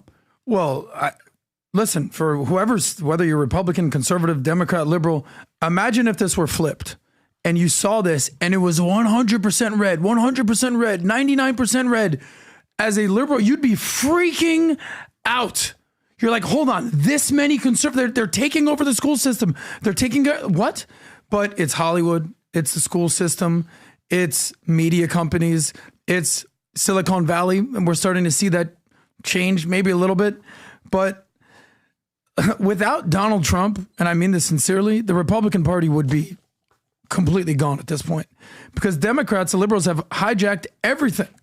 And it took a marketing genius, albeit some may call a not the nicest person in the world, let's just say that. But basically without him, if Jeb Bush or if even Ron DeSantis were trying to basically compete with the Democratic establishment, they would get run out of town. The only reason this is close is because of Trump. I just want to go back to Adam's thing about how this jump, how Kamala goes from that to that. When you have 98%, Tom, would you say the legacy mainstream media, like the shift from, because Biden, people were done with Biden. Okay, I don't care what Democrats the cat was out of the bag, so to speak. They've made Kamala look like she is a freaking the savior. But I love when you guys do the stuff that like the tax stuff, which are factual. And I finally Kamala went to the border. I don't know if you guys saw it. Did you see this, Pat? She finally went to the border, but it wasn't to help secure it. It was to campaign. Can we show this video really fast? Funny. Look at Kamala. Look at her. Did you vote? Look at Kamala. Yes, we are legal voting. She's campaigning. Like, you gotta get. Will you ask people that you know to vote? She finally Please? went. Look. And will you ask them to vote for me? I'm going to vote for Kamala. She finally made. But here's my question to you: in the country. That staggering statistic of all Democrats, is it because Republicans don't want to be in there, or is it like the hiring process are all Democrats as well? How is that number so lopsided? What are Republicans? They don't want to go teach? No, they start businesses. Oh, okay, that's what it is. Well, Yeah. that's what I'm saying, because that's indoctrination. There's a famous phrase that, those that can't do, teach. Well, and you just think about most, and believe me, I love teachers, but they kind of are Marxists, straight up. Because think about it, a lot of these professors, you go from kindergarten to high school to college, then you go to grad school, and then right after grad school, you get a job working in the university, and from 6 to 65, all you're doing is you're being in the classroom. You've never built a business. You've never been a part of a corporation. You have no idea what the free market capitalism situation is. You basically start railing against capitalism. You start basically telling kids, you know what? Maybe communism just hasn't been done the right way. Yeah, let's try it again. And there's no one to push back with you in school because you're surrounded by basically a liberal bastion of universities. And no wonder a kid can go from 12th grade being a smart, educated, amazing kid. By the time that they graduate in 2024, they're useful idiots, basically doing the Gays for Gaza Brigade. So to combat that, the Republicans, the conservatives, they got to start making their own building their own schools, getting their own freaking teachers. I know, what's his name? Jordan Peterson. Jordan Peterson is doing that online thing, which I think is amazing. University, there has to be an alternative from the other side, because if not, bro, have you seen Charlie Kirk? Have you seen Steven Crowder when they're on these campuses? These freaking kids are cooked. They are all gone. And it's not just a few of them. There's hordes of them that have this ideology, and this explains a lot. They think that they know everything, and it is, Adam. That's a great freaking tweet. It's indoctrination. It's not education. And it's a lack of logic, too. It's absolute lack of logic. Bill Clinton said in 1992, teachers need a raise, teachers need more. You have gone, teachers, be logical about this. You've gone 8 elections over 32 years. What have you got from the Democrats in your union? Are you better? Do you have a better career? Do you have the tools to do it? Or are you just sitting in lockstep, just letting the current of the river carry you, and you're just a teacher with a little inner tube, and you're sitting in the current of Democrat thought, and it's just carrying you down the river. And for 8 elections, 32 years, teachers deserve a raise. What have you done about it? What have you? I can't do anything about it. So you sit there and get cooked in the pot like the frog? Yeah. That's how it works? And a lot of them are blue no matter who. And then, look, we're starting to see some of the cracks in the facade over here. What's the guy? The Teamsters Union said he's not coming out and supporting anyone this year. This is after 30 years of only supporting the Democrats. Why did that happen? Why did that happen? I mean, because follow the inside money, the culture wars, everything? Because inside the Teamsters, Rob, if you can find the tweet that's got the Teamsters for Harris versus Teamsters for Biden by state, it's a phenomenal chart, if you can even find it. Well, it's because inside the Teamsters, over 50% of them favored Trump and his business and the things he's offering for business, and the others didn't. There it is. There's the chart. You see this, Pat? Take a look at this. Wisconsin, Democrats were 74%, Wisconsin Teamsters to be exact. Wisconsin, 74% Biden, 15% Trump. When they switch candidates, 41% Harris. She lost 33% of them, and it was 57% Trump. Go down there. In Michigan, it was 58 Biden, 32 Trump. Then they switch candidates. Wow. It's 35 Harris, 62 Trump. Pennsylvania, about dead even. 43 Biden, 42 Trump. They switch. 31 Harris, 65 Trump. We go to Minnesota. Big blue Minnesota, ladies and gentlemen. 46% were Biden, 26 Trump. Suddenly 37 Harris, 59. And you want to know why the Teamsters said, yeah, as the union, we're not going to take sides. Please get out and vote. We will not be endorsing any candidate. It's because they don't want to deal with a civil war among their members if the big senior part of it makes a play for a candidate. There you go. Okay, Rob, let's go to the next story here. P. Diddy. Okay, is nonstop. More things are coming out with P. Diddy. So I'll read one of the stories, and then, Vinny, I'm just going to come to you. Okay. You can talk about some of this stuff. Sean Diddy Combs placed on suicide watch at New York jail. Sources call it routine. So it's not like a big deal LA time. Just a regular thing. We put guys on suicide watch. He's in custody right now at Metropolitan Detention Center in Brooklyn, New York, as he awaits a trial on sex trafficking and racketeering charges, and was placed on suicide watch by officials. The source said that the suicide was routine. The Metropolitan Detention Center, which has housed inmates like R. Kelly and Epstein's associate, Ghislaine Maxwell, has a history of violence and squalid conditions. Prosecutors unsealed their indictments against Combs on Tuesday, charging him with sex trafficking and racketeering, a bunch of other things, and transportation to engage in prostitution. Vinny, I can go to the next one. Diddy as bad as Epstein, as cops recall rooms with hidden cameras on the freak-off. Kim Porter's book comes out. Diddy talks locking women in a freak-off party and resurfaced clip. What new things have you found that maybe we should know about? It's not necessarily new, Pat, but it's like just look at this pattern. We've seen it before, and everybody, I'm telling you right now, everybody in the music industry and everybody in Hollywood knew about this. Okay, there's no BSing about it, Pat. I knew about this guy when I was in Hollywood, and there's some other people that I know that have these type of parties. I don't know about the cameras that I would never go to, and I was warned not to go to. Okay, it's no secret. Just like Epstein, just like Harvey Weinstein, and everybody knew. Look at how many videos, and everybody praised them.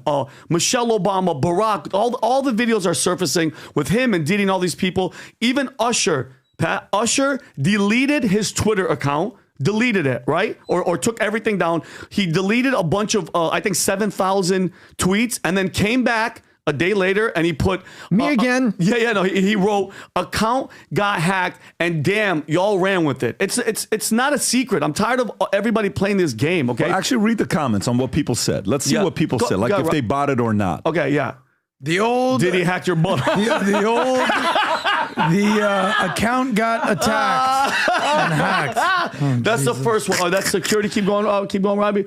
So crazy how he got hacked, but instead of posting crazy stuff, the hacker just deleted your post and Diddy got arrested and all the stuff with Justin Bieber. So weird, we all ran with it, right, bro? Nobody's buying that, dude. So, Pat, the majority of these, Pink said the same thing. That's the best one. Yeah, but guys, Pink and somebody else, they deleted their stuff a little while back. But Usher, in his own words on the Howard Stern show, like when I tell you guys, these demons hide in plain sight, like Diddy, he said on Howard Stern, Puffy would have his parents send him to Flavor Camp at 13 years old. Your parents are sending you to a camp with a grown man, Pat. I know, I'm around you all the time. I know you're your kids, and I know you trust me, and I love you.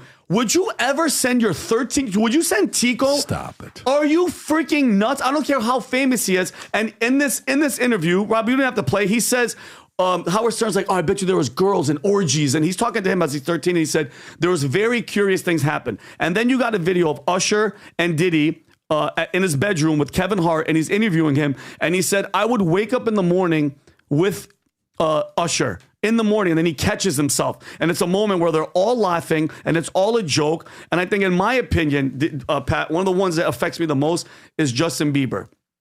This kid, to me, it looks like he has gone through hell. By the way, do you have the Kevin Hart one? Yeah, I sent it to you, Robbie. Yeah, I'm finding it right now. Okay, go ahead. Which is odd, Pat, because he gets caught saying that he would wake up next to him, and then he changes it and says we would fight off over the Frosted Flakes. Even Kevin Hart is uncomfortable because you're admitting that you were sleeping next to a freaking child. And it's like, I'm tired of hearing all these stories, and people just laugh about it. We giggle. Like, this is it right here, Pat. Go ahead, Robbie. Fresh off the garden stage. That's my brother right here from day one. We used to wake up and, pause. I mean, back in the days when he was like 10 and I was 10 years a little bit older, his older brother, we used to fight over the Frosted Flakes. You know what I'm saying? Before pause was invented. You know what I'm saying? But it's my brother for real. We used to actually wrestle off of the Frosted Flakes. Wake up till Usher. He used to always get up early. Now he's one of the richest stars in the world. And what the fuck did Puff just say? Nobody's going to acknowledge this for me. Puff just said we used to wrestle over the Frosted Flakes, and we're streaming live. That was stupid. Listen, that was fucking stupid. Listen. And think about it. And back to Justin Bieber. There's videos, and we don't have to show any more videos. There's videos of Justin Bieber as a child with him, as a child. And again, the parents letting him sleep over. Just uncomfortable, awkward moments. You played the song, Pat, this weekend, Lonely, by Justin Bieber. Yeah. Guys, that song, after everything that this kid's been through, hits so different. It got me emotional in the car. And then look at all the videos. And again, hiding in plain sight. How many videos of Jenny McCarthy at the American Music Awards kissing and making him, he's like, I feel violated. The kid was telling us. James Corden sitting there sniffing him like, I love your smell. It's like, we all see it. We all seeing it happening. And I know we're not going to show the video, Pat, but there's a video out there for the viewers that want to watch it. There's a nightclub. Somebody has a camera. Trey Songz is standing next to Odell Beckham, and he sees the camera come, and he goes, yo, to signal to Odell. And you see Justin Bieber coming up. His head was down in Odell Beckham's crotch. And it's like, I can only imagine, Pat, how difficult it must be for these kids, for an Usher or a Bieber to come forward. But I think the best thing that could happen, and I get it, I don't understand because I've never been there. A guy like Usher and a guy like Bieber should tell prosecutors or something what these people did, because if they don't come and tell them, Pat, there's another P. Diddy walking around. There's another person that's going to keep violating these young kids, and nothing's going to get done unless people start talking about it. Yeah, I mean, what do you have here, Rob? What clip is this with Kutcher? So this is Ashton Kutcher. He was on the Hot Ones where you eat chicken wings and are interviewed while you're doing it. And this is him talking about going to Diddy parties. Yep. Yeah, that's how it works. Eat the hot wings and yeah. While you're doing it. Yeah. Oh, I'm sorry. Eating the wings. No, I mean, we're talking. I thought maybe that's a crazy interview if you're doing like, so how was your day? But go ahead, play the clip. You threw me off, Rob, when you said that. I'm sorry. Go ahead. No, Diddy party stories, they're our favorite genre of anecdote. If you have one, yeah. Wow. Okay, I've got a lot I can't tell. So, can't tell that one either. I mean, I'm like actually cycling through them. There was one moment, so it's not really a party story, but our relationship was really bizarre. So it started over punked because he was like, yo, don't punk you me. can't punk me. And I was like, I don't know what to tell you. Everybody's on the table. He's like, not me, I'm off the table. And so that started our conversation. We became fast friends, and we used to just hang out, watch football together. And they just go on for a minute, but if you want to hear a more interesting clip, this is Khloe Kardashian on an episode of Keeping Up with the Kardashians where she talks about attending Diddy's butt naked party, and she talks about Justin Bieber being in attendance. If you want. There we go. Here we go. So who was with you this weekend? A bunch of my friends. Diddy, Quincy, Justin Bieber, so far French so good. Montana. Do you even know half the people you're naming? No. She didn't go to bed. I haven't been to bed yet. You haven't? I want to be Khloe when I grow up, Court. I got on a plane at 5:30 a.m. for this party. I think half the people there were butt naked. You would have loved it. And then there's one final clip. This is Diddy talking about locking women in rooms and turning up the temperature at his parties. Look at this. This is an older clip from the 2000s on Conan but my point is in plain sight saying what he was. Okay. Now, we need alcohols. Right. Alcohols. Right. Not just one alcohol. Alcohols. Right. Just different blend. You need the ladies, you need the booze. You need some water. For watering plants? No. I don't know if guys have noticed this. Like, a lot of ladies drink water at parties. They just, so if you don't have what they need, they're going to leave. Right. Got to keep them there. Right. You need locks on the doors. Okay, this is sounding kind of dangerous now. It's a little kinky, but broccoli, but just check it out. You need a lot of heat. A lot of heat. Yeah. Heat? You mean that physically the place has to be hot? You don't have no air conditioning. No air conditioning? No. Why is that? Heat affects the alcohol, and it also affects, everybody gets a little bit more comfortable and loose. Builds up a nice little sweat. That just sounds disgusting. What are you talking? Depends on the way you look at it. Depends. Oh, people start getting it gets kind of sexy. Is that what you're saying? Yeah, you sexy. Well, locking girls up, put the air conditioning. He's called Black Epstein for a reason. Yeah.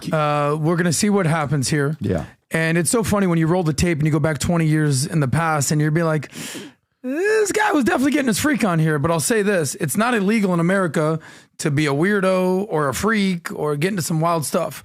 What is illegal is when you take that kink and you actually turn into an absolute monster and become deranged and think that you are playing God and that you have the Messiah syndrome or Messiah complex, and you think that you're untouchable. And you talked about this before, Pat, but here's the only difference that I think will hopefully happen versus Epstein.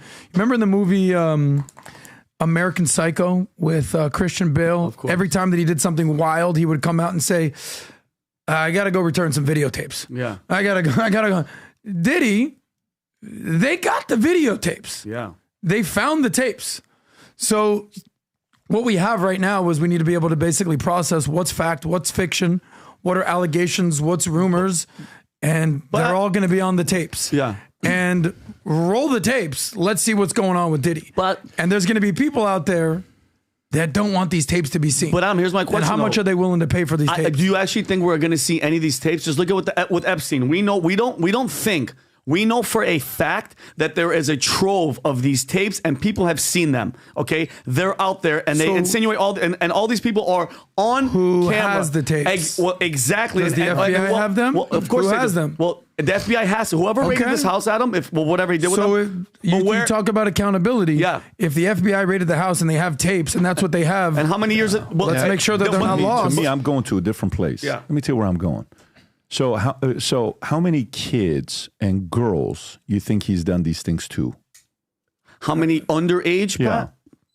Pat? I wouldn't put it past him. Maybe 20. Maybe 20 or more. What? We're making up numbers at this point. I think when there's smoke, there's fire. They're going to find some stuff. I don't know the number. It could be 2. It could be 200. When a kid goes, like, for example, you watch... did you see the Justin Bieber interview with this one guy he did where he's crying? Yes. I don't know. Did you see that? He's talking about Haley and he's bawling back because he doesn't want that to happen to her. This is the one where he says he was living in shame. If you find this clip and he's interviewing this guy And the guy, the way he's doing the interview makes him feel very comfortable. He's actually doing a great job. I think I have it. This is it. Where he's actually talking about Billie Eilish, I believe. Billie Eilish. And that's when he starts. Yeah, my bad. I want her to know that, she can count on me. But at the end of the day, I don't want to. I'm never going to force myself to be in relationship with her. It has to be natural, right? So I just kind of, let her do her thing. And if she ever needs me, I'm going to be here for her. But yeah, just protecting those moments because people take for granted encounters and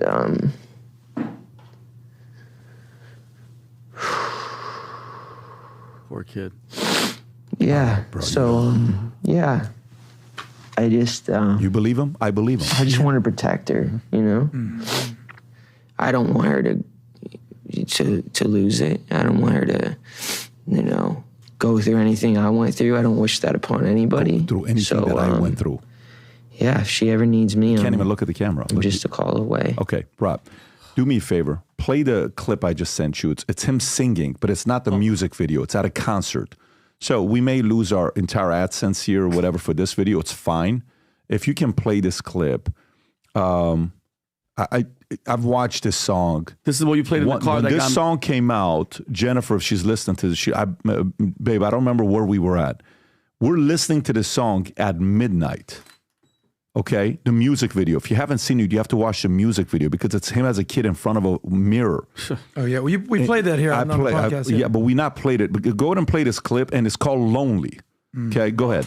Everybody saw me sick, and it felt like no one gave a shit. They criticized the things I did as an idiot kid. Oh, what if you had it all with nobody to call? Nobody to call. Maybe then you know. Good. 'Cause I've had everything, but no one's listening, and that's just fucking lonely. I'm so Dude, I've listened to this hundreds of times, and I feel for this guy. I feel the pain. lonely. I'm so lonely. Now, I'm going to go somewhere with this, Rob. But before I go there, do me a favor, play this other one. Because here, he's closing his eyes, he's performing, and he's praying. You can tell this guy's speaking to God. Tom, if you can play this clip here, as a father, you're gonna feel this because, play this clip. Go ahead and play this clip if you could, Rob. Watch this. We're breaking the rules right now, but we're going to lose. But it's worth it, huh? All these tears I've wept. Look at all the promises that I've kept. I put my all into your hands, and it's all to keep. I let you in with all that I can. You're not hard to reach, and you bless me with the best gift that I've ever known. You give me purpose. Every day you give me purpose. In every way, thinking my journey's come to an end. You can pause it right here. When I see this, and I hear stories like this, there's certain things. So it makes me question the following. So let's play along with this. Let's play along with this and go through the sequencing together. Let's say everything we believe that happened, that Diddy did to him, when he says, I have him in custody for the next 48 hours. And we're doing some things that we can't really be talking about to everybody, right? And he's 15 years old. Okay. And then the next time Diddy runs into him, he says, hey, how come you haven't called me lately? You don't call me back. And he says, well, I've just been busy, but my number changed. I don't have your new number. You can tell Bieber is scared. He's nervous. And then it goes to couple months ago when Diddy pulls up to Bieber, Rob, I don't know if you have this clip where he's touching his chest to see if he's wired or not, patting him. He's going like this to if he's wired or not. And you can tell Bieber's looking down. He's trying to tell him. But you know how he's looking at him? He's looking at him as a defeated man, because here's a grown man in his 30s doing something to a 15-year-old boy. So then the question I ask is, how many people would he talk about this with? Like, look at this here. Look at this. Is that's not it? Or this is a couple months ago. Yeah. Go ahead and do this. Look at it. Boom, boom. Head down. Padding, making sure his chest doesn't have a wire. Yeah. Well, look, that's Florida, huh, Pat? Yeah, I think that's Florida. So, if this happens to someone's kid, and you know about it, what do you do about it? Meaning, if I knew that this happened... If say Justin's your son, you find out this happened to your son, what do you do about it? And it's a factual thing. He tells you. What do you do about it? Me, dead serious, I'm going to kill P. Diddy. Me, personally, I'm going to go... What? I'm going to jail for the rest of my life. Adam, I'm going to jail for the rest of my life because I'm going to find him and I'm going to kill him with my bare hands. Period. It's because, you know, Rob, can you play the clip yesterday? Well, you're saying you don't know about that. Well, look, you know, Bieber. What role did his parents have in this? It's not like Justin Bieber was 5 or 8 or 10 or 12. You're 15 years old. You know what's up at 15. You're actually able to drive a car at that point. You know, you're 3 years away from being able to serve in the army.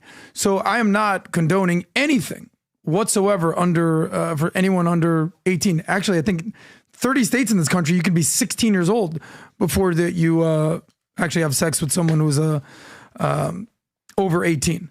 So an adult. But the point is this, you know, it's like the Michael Jackson situation back in the day.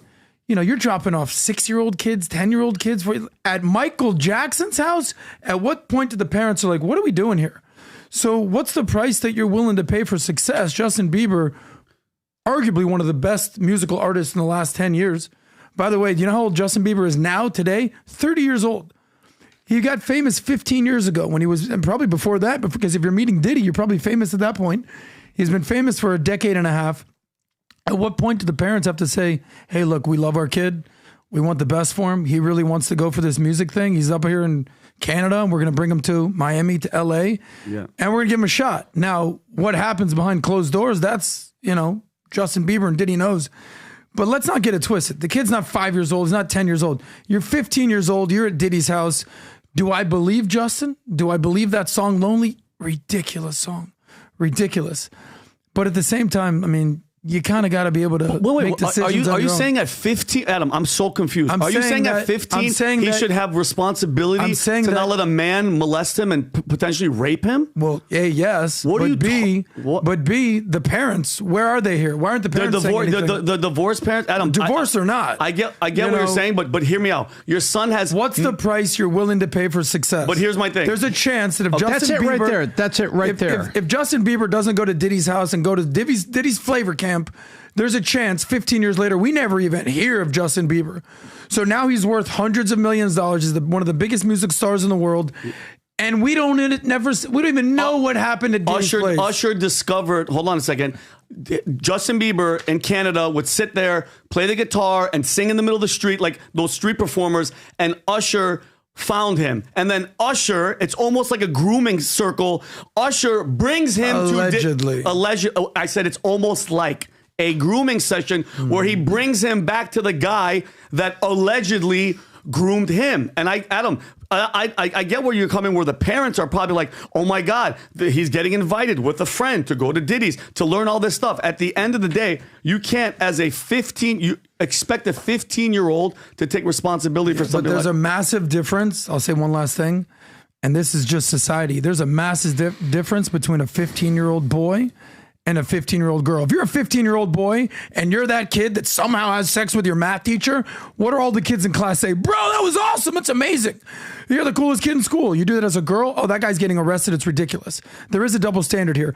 We've seen, whether it's Jenny McCarthy, whether it's the Kardashians, literally molesting Justin Bieber. Nobody even says anything. Nobody says anything. Imagine doing that to a young Selena Gomez at 15 or a young Miley Cyrus. You'd be in jail. So there's a double standard here for young boys, and maybe Diddy took advantage of it. I don't know. Tom, what are you thinking? Here's what I'm thinking. This isn't about Diddy. This isn't about music. This isn't about Justin Bieber. It is about them because of what's happened to him. And you can hear it in his music. You can hear it in his lyric. This is a violated guy who's got a lot of conflict and pain inside his heart. And it's coming out in the amazing art of music that he is so gifted to provide. And my heart literally listens to that and I ache for what Justin Bieber is going through. But that's not what this is about. This isn't about music where this happens and it goes back to groupies and things happening. You want to see a funny take on it, if you could call it funny. The movie Almost Famous was Cameron Crowe talking about his life story, what happened to him. You go back and you look at Hollywood and you've got everybody talking about that. Harvey Weinstein and Les Moonves, they were only the latest of generations of violation that happened. When people chase greed in entertainment, in music, they make compromises. And parents tell their kids when kids would get involved in this, oh, you know what? You don't want to look at the gymnast. Remember the doctor was violating gymnasts? Or whatever and his name some was? of the parents said, well, stay away from him, but you don't want to be off the team. It'll ruin your Olympic chance. And they finally, God bless them, they stood up to the National Gymnastics Board and everything about it. This is people chasing greed, and there's a price. And parents have been enabling it. Vinny, God bless you. You're talking about, would you as a parent do it? A lot of parents have looked that in the eye, that monster in the eye, and they said no. They didn't want to blow their kid's chance for fame, and they let it go. This is about chasing greed. In the movie Yesterday, which is a very funny movie if you've seen it, about the kid who did all the Beatles songs and no one had heard of the Beatles, and it was very, very funny. Funny movie. Do you remember when he goes to Malibu, California, and that girl who's the agent says, listen, I'm giving you the opportunity to drink from the poison chalice called Everything You Want. Do you remember that scene? Of course. She's on her beachfront thing, and she says, do you want to take it? And they made it into a joke. Everybody who understands and knows agents, I do, and people have seen this, know that that's an inside joke. The inside joke is that's the way it goes down. Yeah. That's exactly the choice they make. Mm-hmm. They make that choice. And remember when he goes, and it's a funny moment, the movie makes it funny. He goes, makes it funny. Yeah, I'll take it. She goes, good, you all do. Yeah. And it goes on. This is what's going on. When parents are putting their kids on the altar of sacrifice called the success you never had, and they make the compromise because they want the kids to have all that, it's really what they want to have. And too few parents have looked it in the eye and said, we're not doing this. Mm-hmm. I'm not putting you in that cesspool. But you can look at music, you can look at Hollywood, you can look at those little 6-year-old kids with all the makeup that are in these little girl fashion shows, and things are happening there by coaches and agents that are in that, and you can see what's going on. When you make the compromise in the name of success, this is the dead-end street you end up on, and there are victims on it. It's not the fault of all the kids. It's not the fault of the parents. There are people like Justin Bieber that I think were a victim and ended up on this conveyor belt that was just taken straight to hell. Mm-hmm. That's how I feel about it. And I get pretty revved up about this, but I think people don't look at what is the sacrifice that you will make. What is the things you'll give up for sacrifice rather than having a life with a purpose to go someplace. And the easy path isn't the fun path. The easy path sometimes sucks, but you take it in the name of purpose. You take it in the name of making your name worth something at the end of that day. Not taking the easy way out and saying, I've got everything. What did he say in that song? I have everything, but no one's listening. I have everything, but no one to talk to. Is that what you want? Tom, I want to give you a hug right now, brother. I feel you. No, I feel you, Tom. I know you're getting fired up. He's about to get me emotional. Tom, why are you so emotional right now? Seriously, what is it that's firing you up like this? Because the human wreckage that's at the end of this is not worth it. This is not worth it. You know what? Why go back and look at what happens to lottery millionaires? Why do so many of them commit suicide? Because when you have everything and you strip purpose away from a person, you know what you have? You have nothing. You have nothing but your addiction and false friends and your abuse, and then what? And they commit suicide. They also go broke in, I think, 3 to 5 years, I want to say. That's part of the path to suicide. That's where it goes. And you know what? This is why I'm not a conservative, because I don't like Democrats. I'm not or liberals. I'll say liberals. I'm not a conservative that.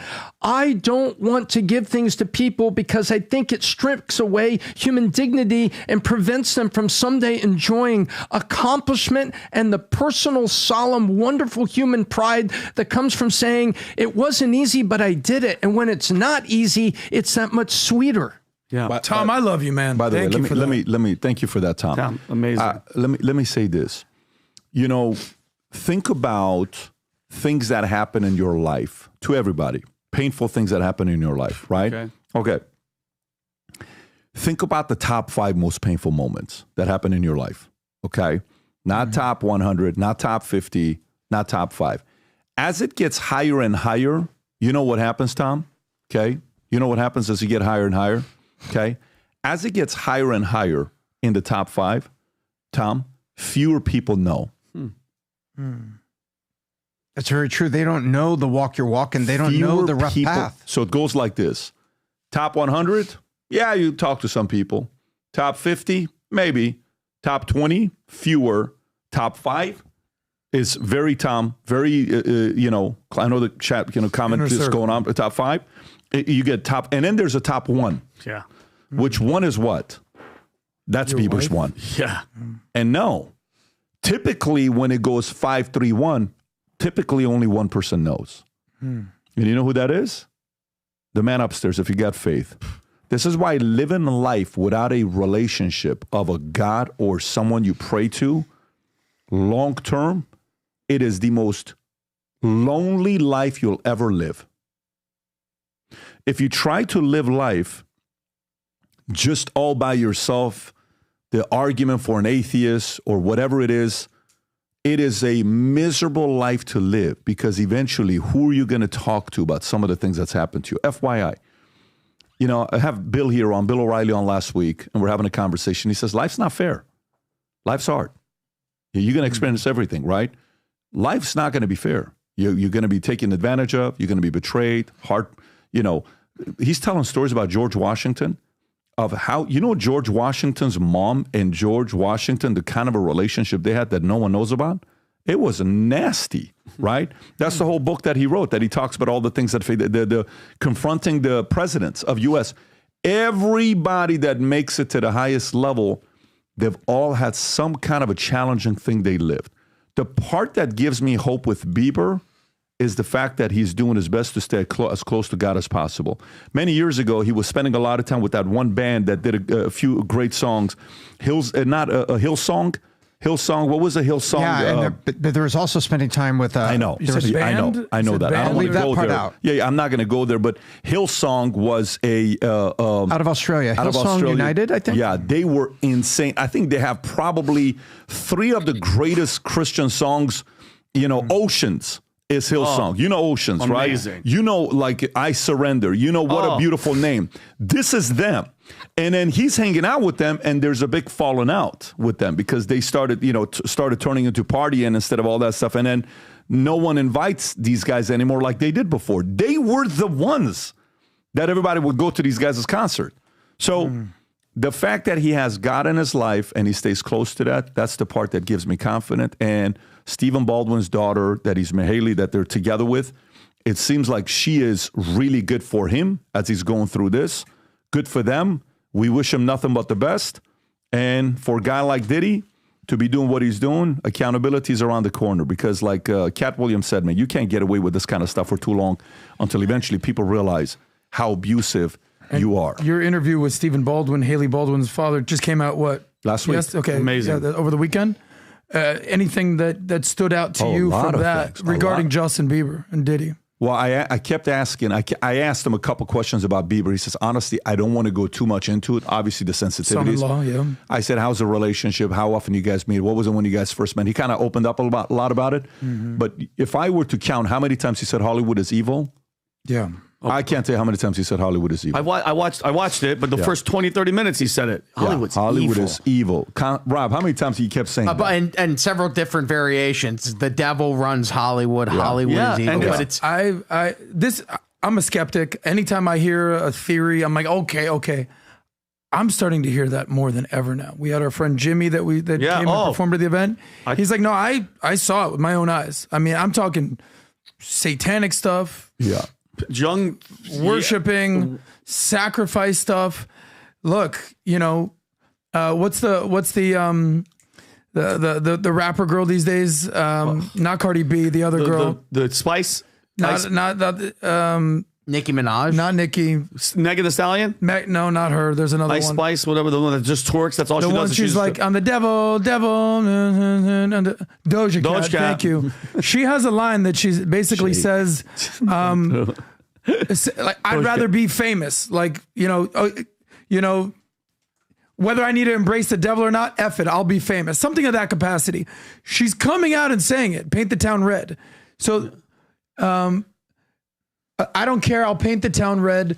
Bitch, I said what I said. I'd rather be famous instead. When your sole goal, this is what Tom was saying, is to be famous and to be loved and to make money, what are you willing to basically sacrifice? Yeah. And I'm using sacrifice literally. And often they say, in order for you to get what you want, there needs to be a sacrifice. All right, let's go. Let's go to the next story. All right, so Chicago gangbangers face off against newly arrived Venezuelan migrants. City is going to go up in flames. Rob, do you have the video? I think there's a video on this. If you have it, please get ready for it. I'm going to just read the story and we'll go to it. So Tyrone Mohammed, a former gangster discipline member, warned that the tensions between Chicago black gangs and newly arrived Venezuelan migrants, including the Tren de Aragua gang, could cause the city to go up in flames. Is this it, Rob? It's a 4-minute clip, but we could start. Give us a little bit of it. Let's watch this. Has allowed gangs to enter our country. The migrants that are coming, they're taking over every block right now. The city of Chicago is going to go up in smoke. It's going to go up in flame. Gangs in Chicago are angry over the influx of migrants and criminals in their city. Gangs in Chicago. They say money that should be going to the African-American community on the South Side is instead going to what they call non-citizens, and warn that turf wars between Chicago's gangs and groups like Venezuela's Tren de Aragua could see Chicago, quote, go up in flames. Photographer Matt McDermott and I traveled to Chicago's South Side to see what was happening for ourselves after we heard about a police report last month that the Tren de Aragua gang had taken over an office building there. We spoke to a number of young, hardcore gang members, as well as gang elders who have retired from the life, and just regular citizens who are very much part of the community. And they're all furious at the estimated $500 million that's reportedly been funneled toward new migrants in Chicago since 2022. And they aren't happy either about what they say are Venezuelan criminal gangs that are leaving the shelters and spilling out into the South Side into abandoned buildings. I spoke to Tyrone Mohammed of Ex-Cons for Trump, who runs a street patrol and violence prevention program. He's gone straight since his days as an enforcer for the Gangster Disciples. And he said the situation is very tense on the South Side as turf battles between the local gangs and Venezuelan migrants heat up. It is impossible to release gang members and criminals into our country through the borders and broken walls, and infiltrate them in our community that's already impoverished, that's already broken, that's already disinvested. And when the black gangs, the leadership in the black gangs in Chicago get fed up with the illegalities and the criminal activity of these migrants or non-citizens, the city of Chicago is going to go up in smoke, it's going to go up in flame, and there's going to be nothing that the National Guard or our government can do about it when the bloodshed hit the streets, blacks against migrants. Zach Massey did time in state prison with Tyrone Mohammed, although he's only 27. He's a leader on the streets and said he's disgusted by the money going to Venezuelan migrants at the expense, he says, of the African-American community.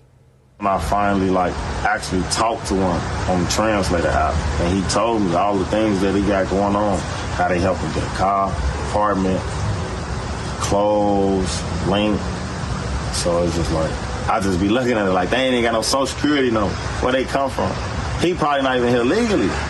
They get right here, they get quick housing, quick funding, food. They get cars with no license. They can't even read English and stuff like that. So they get all these perks when they get here. Vinny, what do you think? I think just like how many years we've been saying it, it is an invasion.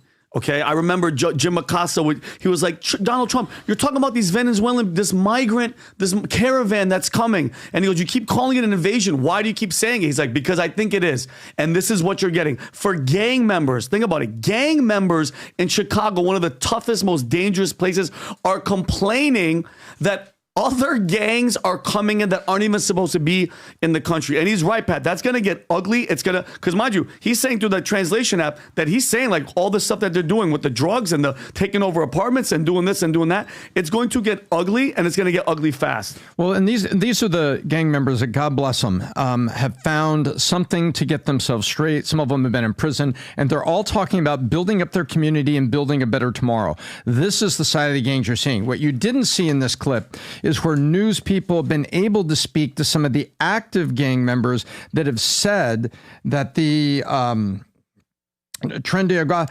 are crazy. They're the Kaiser Sose of gangs. They are willing to do two things further that you're not willing to do. And this is like the MS-13 of Venezuela. That's exactly correct. Yep. And the local gangs that are in prostitution, gambling, and cocaine is the big three with, and cocaine derivatives, crack and other things, street drugs and whatnot. That's what they traffic in. And they're saying that these guys from Venezuela, they're like the major leagues. Yeah. They're like Olympic level. We're collegiate level gang here. This is like Olympic athletes. Let me read this come to in you. here. Let me read this to you so people realize what the numbers are. Mm-hmm. The city has spent nearly $500 million. The city, not the government, not the state, the city has spent nearly $500 million on 42,000 migrants since 2022, with reports of Venezuelan gangs infiltrating neighborhoods, committing crimes, and clashing with entrenched black gangs. So again, let me give the number. In 2 years, city has spent $500 million. $500 million. A city, not a state, not the federal government. City has spent $500 million on 42,000 migrants who have been here last 2 years. Okay, Pat. Please try to make someone understand. Like, the border open, and they're bringing these people in. There has to be a reason. There has to be a goal from the powers that be, from the government, from Biden, Harris, from Mayorkas, that little rat. They're letting these people come in. Besides the terrorists and all that crap, the Venezuelan president emptied out the jails. All these people are coming in, and they're not doing nothing about it. What's the purpose? What are they trying to make a civil war? Are they trying to make it just burn down to where the government has to take over? What? I'm just trying to figure it out. It's not a humanitarian thing. It's not, we feel bad for these freaking poor Venezuelan gangster murderers. What's the point? I'm trying to figure out, and everybody's silent. And we'll put it in perspective. $500 million over 42,000 people is $1,000 a month, $12,000 over 2 years. So what are they doing? They brought them in here to bring votes to win. And this is me. This is BizDoc talking. Jeez. I believe they brought them in here to bring votes to win the election, but the consequence they're going to get is they're going to lose the country if we don't stop it. Well, this is the reason that Trump is talking about eliminating sanctuary cities. We saw that article, right? During a rally in Wilmington, North Carolina, Trump announced his intention to eliminate all sanctuary cities across the United States. He's elected again. Yes. Yeah, you have that? Want to play that real quick? I'm announcing a new plan to end all sanctuary cities in North Carolina and all across our country. No more sanctuary cities. Uncle Sam, do you agree? Uncle Sam agrees. I had a feeling you would, right? You can pause it right there. So yeah, the thing with these sanctuary cities is he basically said they're primarily democratically run cities, and they claim that they harbor criminals, and stating that he would ask Congress to pass a law outlawing them nationwide. I mean, here's the question that I have is, Pat, your four virtues that you practice with the family: love, lead, respect. The one that you eliminated was tolerance. And I think about that all the time, like, all right, tolerance. I mean, and I totally understand why it's something you're maybe not comfortable with anymore, because at what point does tolerance become taking advantage of? What do I mean? our country is just becoming way more tolerant. Let everybody in. Hey, okay, great. We've seen our churches become way more tolerant. They're not necessarily doing that in Islam. Say what you want about that. Judaism, that's a whole nother conversation. Our government, little tolerant of anything. Our companies, our corporations, everything basically pandering to the woke mob. At what point does tolerance basically say, screw the tolerance, we need to have some standards here? And, Trump during his speech when the big one at the RNC after he got shot and he basically crushed it for the first 20 minutes and then he went just at every different angle for the next hour and a half. Do you remember when he called out a certain sitting president of a certain Latin American country that basically gets a lot of praise these days? Bukele. From El Salvador. I don't think he mentioned him by name, but he was talking point blank about Nayib Bukele. He's like, why is it that someone like in El Salvador really quickly just turned his whole country around? All right, you might say it's the policies. You might say it's, new leadership, or maybe they're not sending their best and brightest here to America. So whether it's El Salvador with MS-13, whether it's Venezuela with what's going on over here, yeah, I'm sure there's some good people, fine Rob, people I just coming. sent you something for you to look up. But the reality is there's gang members, there's people leaving prisons, they're coming to our country. And how much of this we're going to take? Last point, look, to my African-American friends, black friends in Chicago, this is what happens when you're living on the welfare state, when you're relying on the government to pay your bills and to keep you afloat, and you're not doing it on your own, and you're basically part of the welfare state. What happens is the welfare state's going to control where they want to put the money. And all of a sudden, they're prioritizing immigrants and newcomers instead of citizens. Yeah. It's kind of on you. Let me show this. So this is a website showing states ranked by how strict their gun laws are. Okay. Chicago, most of the time, top 3 homicide, every weekend, drive-bys, mass shootings. 10 cities in homicide in U.S. If I pull up that report, you would see L.A. and Chicago and New York. Highest murder rates in U.S. in 2024 by city. St. Louis is 1, Baltimore. Then you have New Orleans, Detroit, Cleveland, Vegas, Kansas City, Memphis, Newark, and then it's Chicago. So Chicago's in the top 10, but it's normally competing there all the time, right? If you want to go back to the chart I was showing you. So you would assume if things are so bad in the state of Illinois, maybe allow good citizens without background issues, felonies, misdemeanors, allow them to carry guns, like open carry. Yeah. So I can go around saying, hey, I know everybody's got a gun here. Look at the laws. Keep going lower. Let's see what the state laws are. So blue, if you look at the bottom right so they can see what blue and red means, right there. So if you can go right there, zoom in a little bit at the top, Rob. Go a little bit higher, a little bit higher, a little bit higher. No, higher, Rob. Right there. So number of guns... Rob's buying scopes. Number of gun safety policies adopted. Red, fewer. Blue, a ton. Look at California and Illinois. Look at California and Illinois. Weird. As blue as they can be, meaning any policy they send their way, give it to us. Yep. Now go look at Idaho, how red it is. You know what Idaho is so red? They're at 4. Illinois is at 42. Okay? Idaho is open carry. You know, it's one of the safest states in America. Idaho. Meaning... there's a high likelihood. If you go to a restaurant, guns, half the people in the room are probably carrying. Okay. So Idaho's at 4. Can we zoom in a little bit to see what different states are? Just to actually get the numbers. So Illinois is 42, Indiana's 10, Missouri's 8, Minnesota's 24, Wisconsin, New York's 42, Florida 17, Georgia's 4, Mississippi 3, Arkansas 4, South Dakota 5, Wyoming 4, Montana 4. So California 45. Is California at the top? It is, right? California's at the top. Yes, Connecticut's got 41, New York's got 42, Jersey's got 40, and then you got California with 45. So what if now, here's a extreme policy for Illinois to consider. What if somebody runs on a very basic policy? Listen, with everybody coming in, they're not afraid of you because they have guns illegally. The legal people who follow the laws that we have in the state, we're going to allow you to carry moving forward. Right now, I think their background check in Illinois is 72 hours. Like, I think it takes 72 hours until you can So you can go buy one, you can't touch it for about 72 hours. Yeah. I think California was 4 weeks or 2. It was a while. Like if you bought something. 10 day the waiting period? I don't know what the waiting period was. Was it 10 days? I want to say almost a month. It was either 10 or a month. They just want to make sure you're not buying it to go kill somebody that day. What is California's waiting period? Is it 10 days from 10 to 30? Yep. 10 to 30 to pick up your firearm. Yeah. So that's what I did. Because mine, it took me 30 days. I'm like, okay, I can't pick it up for 30 days now. I'm like, okay, cool. So I got to wait for it. But what if they change that for Illinois? Fairly quickly. By the way, how many people in Illinois you think would be for it? Look, listen, with all the stuff that's going on, man, we may want to actually entertain this. I think a lot. Because now the problem is how many thousands of them are in Chicago now, this Venezuelan gang. Now what?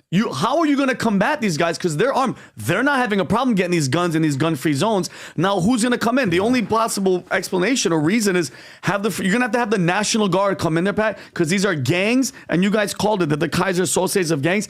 Even Humberto was telling me about these guys. They're freaking killing for them is nothing. They don't care. So how are you going to fix the situation? You got to fight fire with fire. I agree. Last story before we wrap up, and I'm going to tee it off with you. This guy named Macklemore declares F America to cheers at Seattle concert benefiting UN agency with alleged Hamas ties. Rob, can you play this clip? Go ahead. Yeah, fuck America. The cheers. Look, I just want to say one thing real quick. Someone asked me, a couple hours ago back here, like, how did you get involved in the movement? And I didn't know before. I didn't know.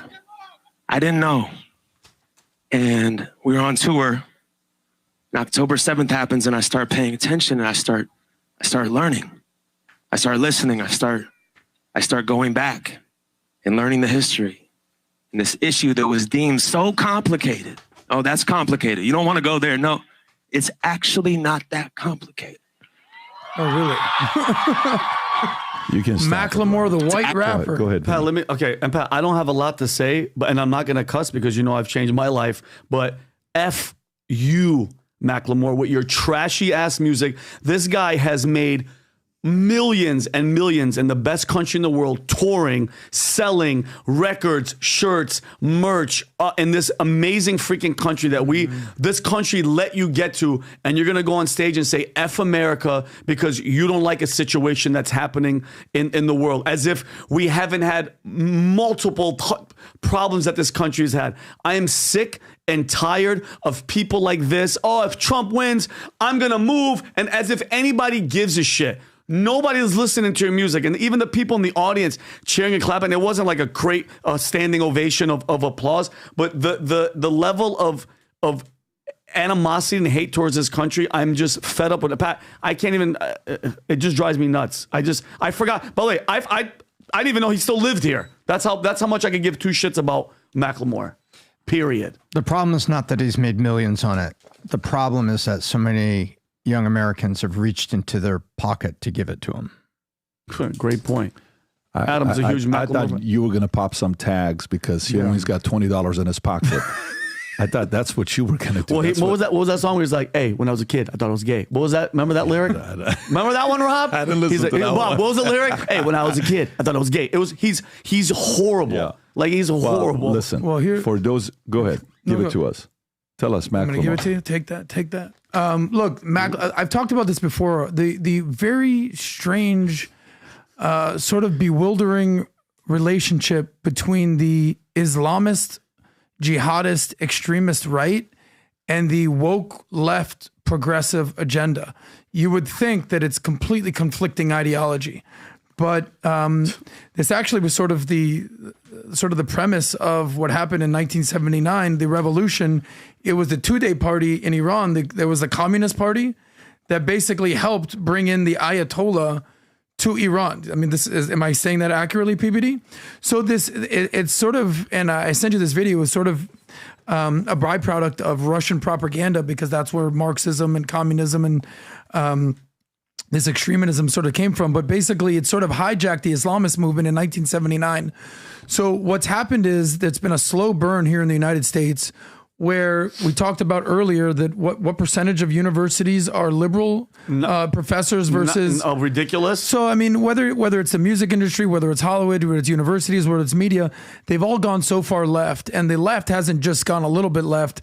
They've gone woke, crazy, progressive, absolute insane left, and they've gone so far left that they're almost back to the right. They're Marxists. And they're Marxists, and so the Gays for Gaza Brigade, which Macklemore and his thrift shop mentality from 2012 is still basically basking in, it's not supposed to make sense. It's not like, okay, cool, you did the math. Macklemore, the random white rapper from Seattle, he figured out the Middle East geopolitics. He did it. Macklemore did it. In between shopping at the thrift store and popping some tags with Ryan Lewis back in the day, you did it. But basically, he's pandering to his woke left progressive base. And this is why you see on campuses the woke left progressive white kids praying 5 times a day to Allah and converting. So if you were basically struggling and grappling with why this would make sense, you're never going to find out the answer because it's deeply useful idiots basically taking over the mantle of Islamists here in the United States. There you have it. Wise words from our Adam Sosnick. But it came back to you, PBD, 79. That's right. Okay, all good. Thank you for that. 2-day party. You didn't think they were getting a shout out today. We're on the same page. But okay. And Macklemore shouting F America. Only in America. Now I'm fired up here. I'm going to pull a Tom right now. Only in America can you get on a microphone and be like, yo, fuck this country. Yeah, the one that we're in. Yeah. The one that we're all living in and lucky to be in. Yeah. That people are literally fleeing the rest of the world to come in. By the way. Yeah, F this country. By the way. F you, buddy. Almost 200 other countries. Pick one, hand me your passport. Yeah. Listen. We'll get you a first class ticket anywhere you want to go. This is why we want to confuse all of these people that are losing their minds and saying stuff like F America.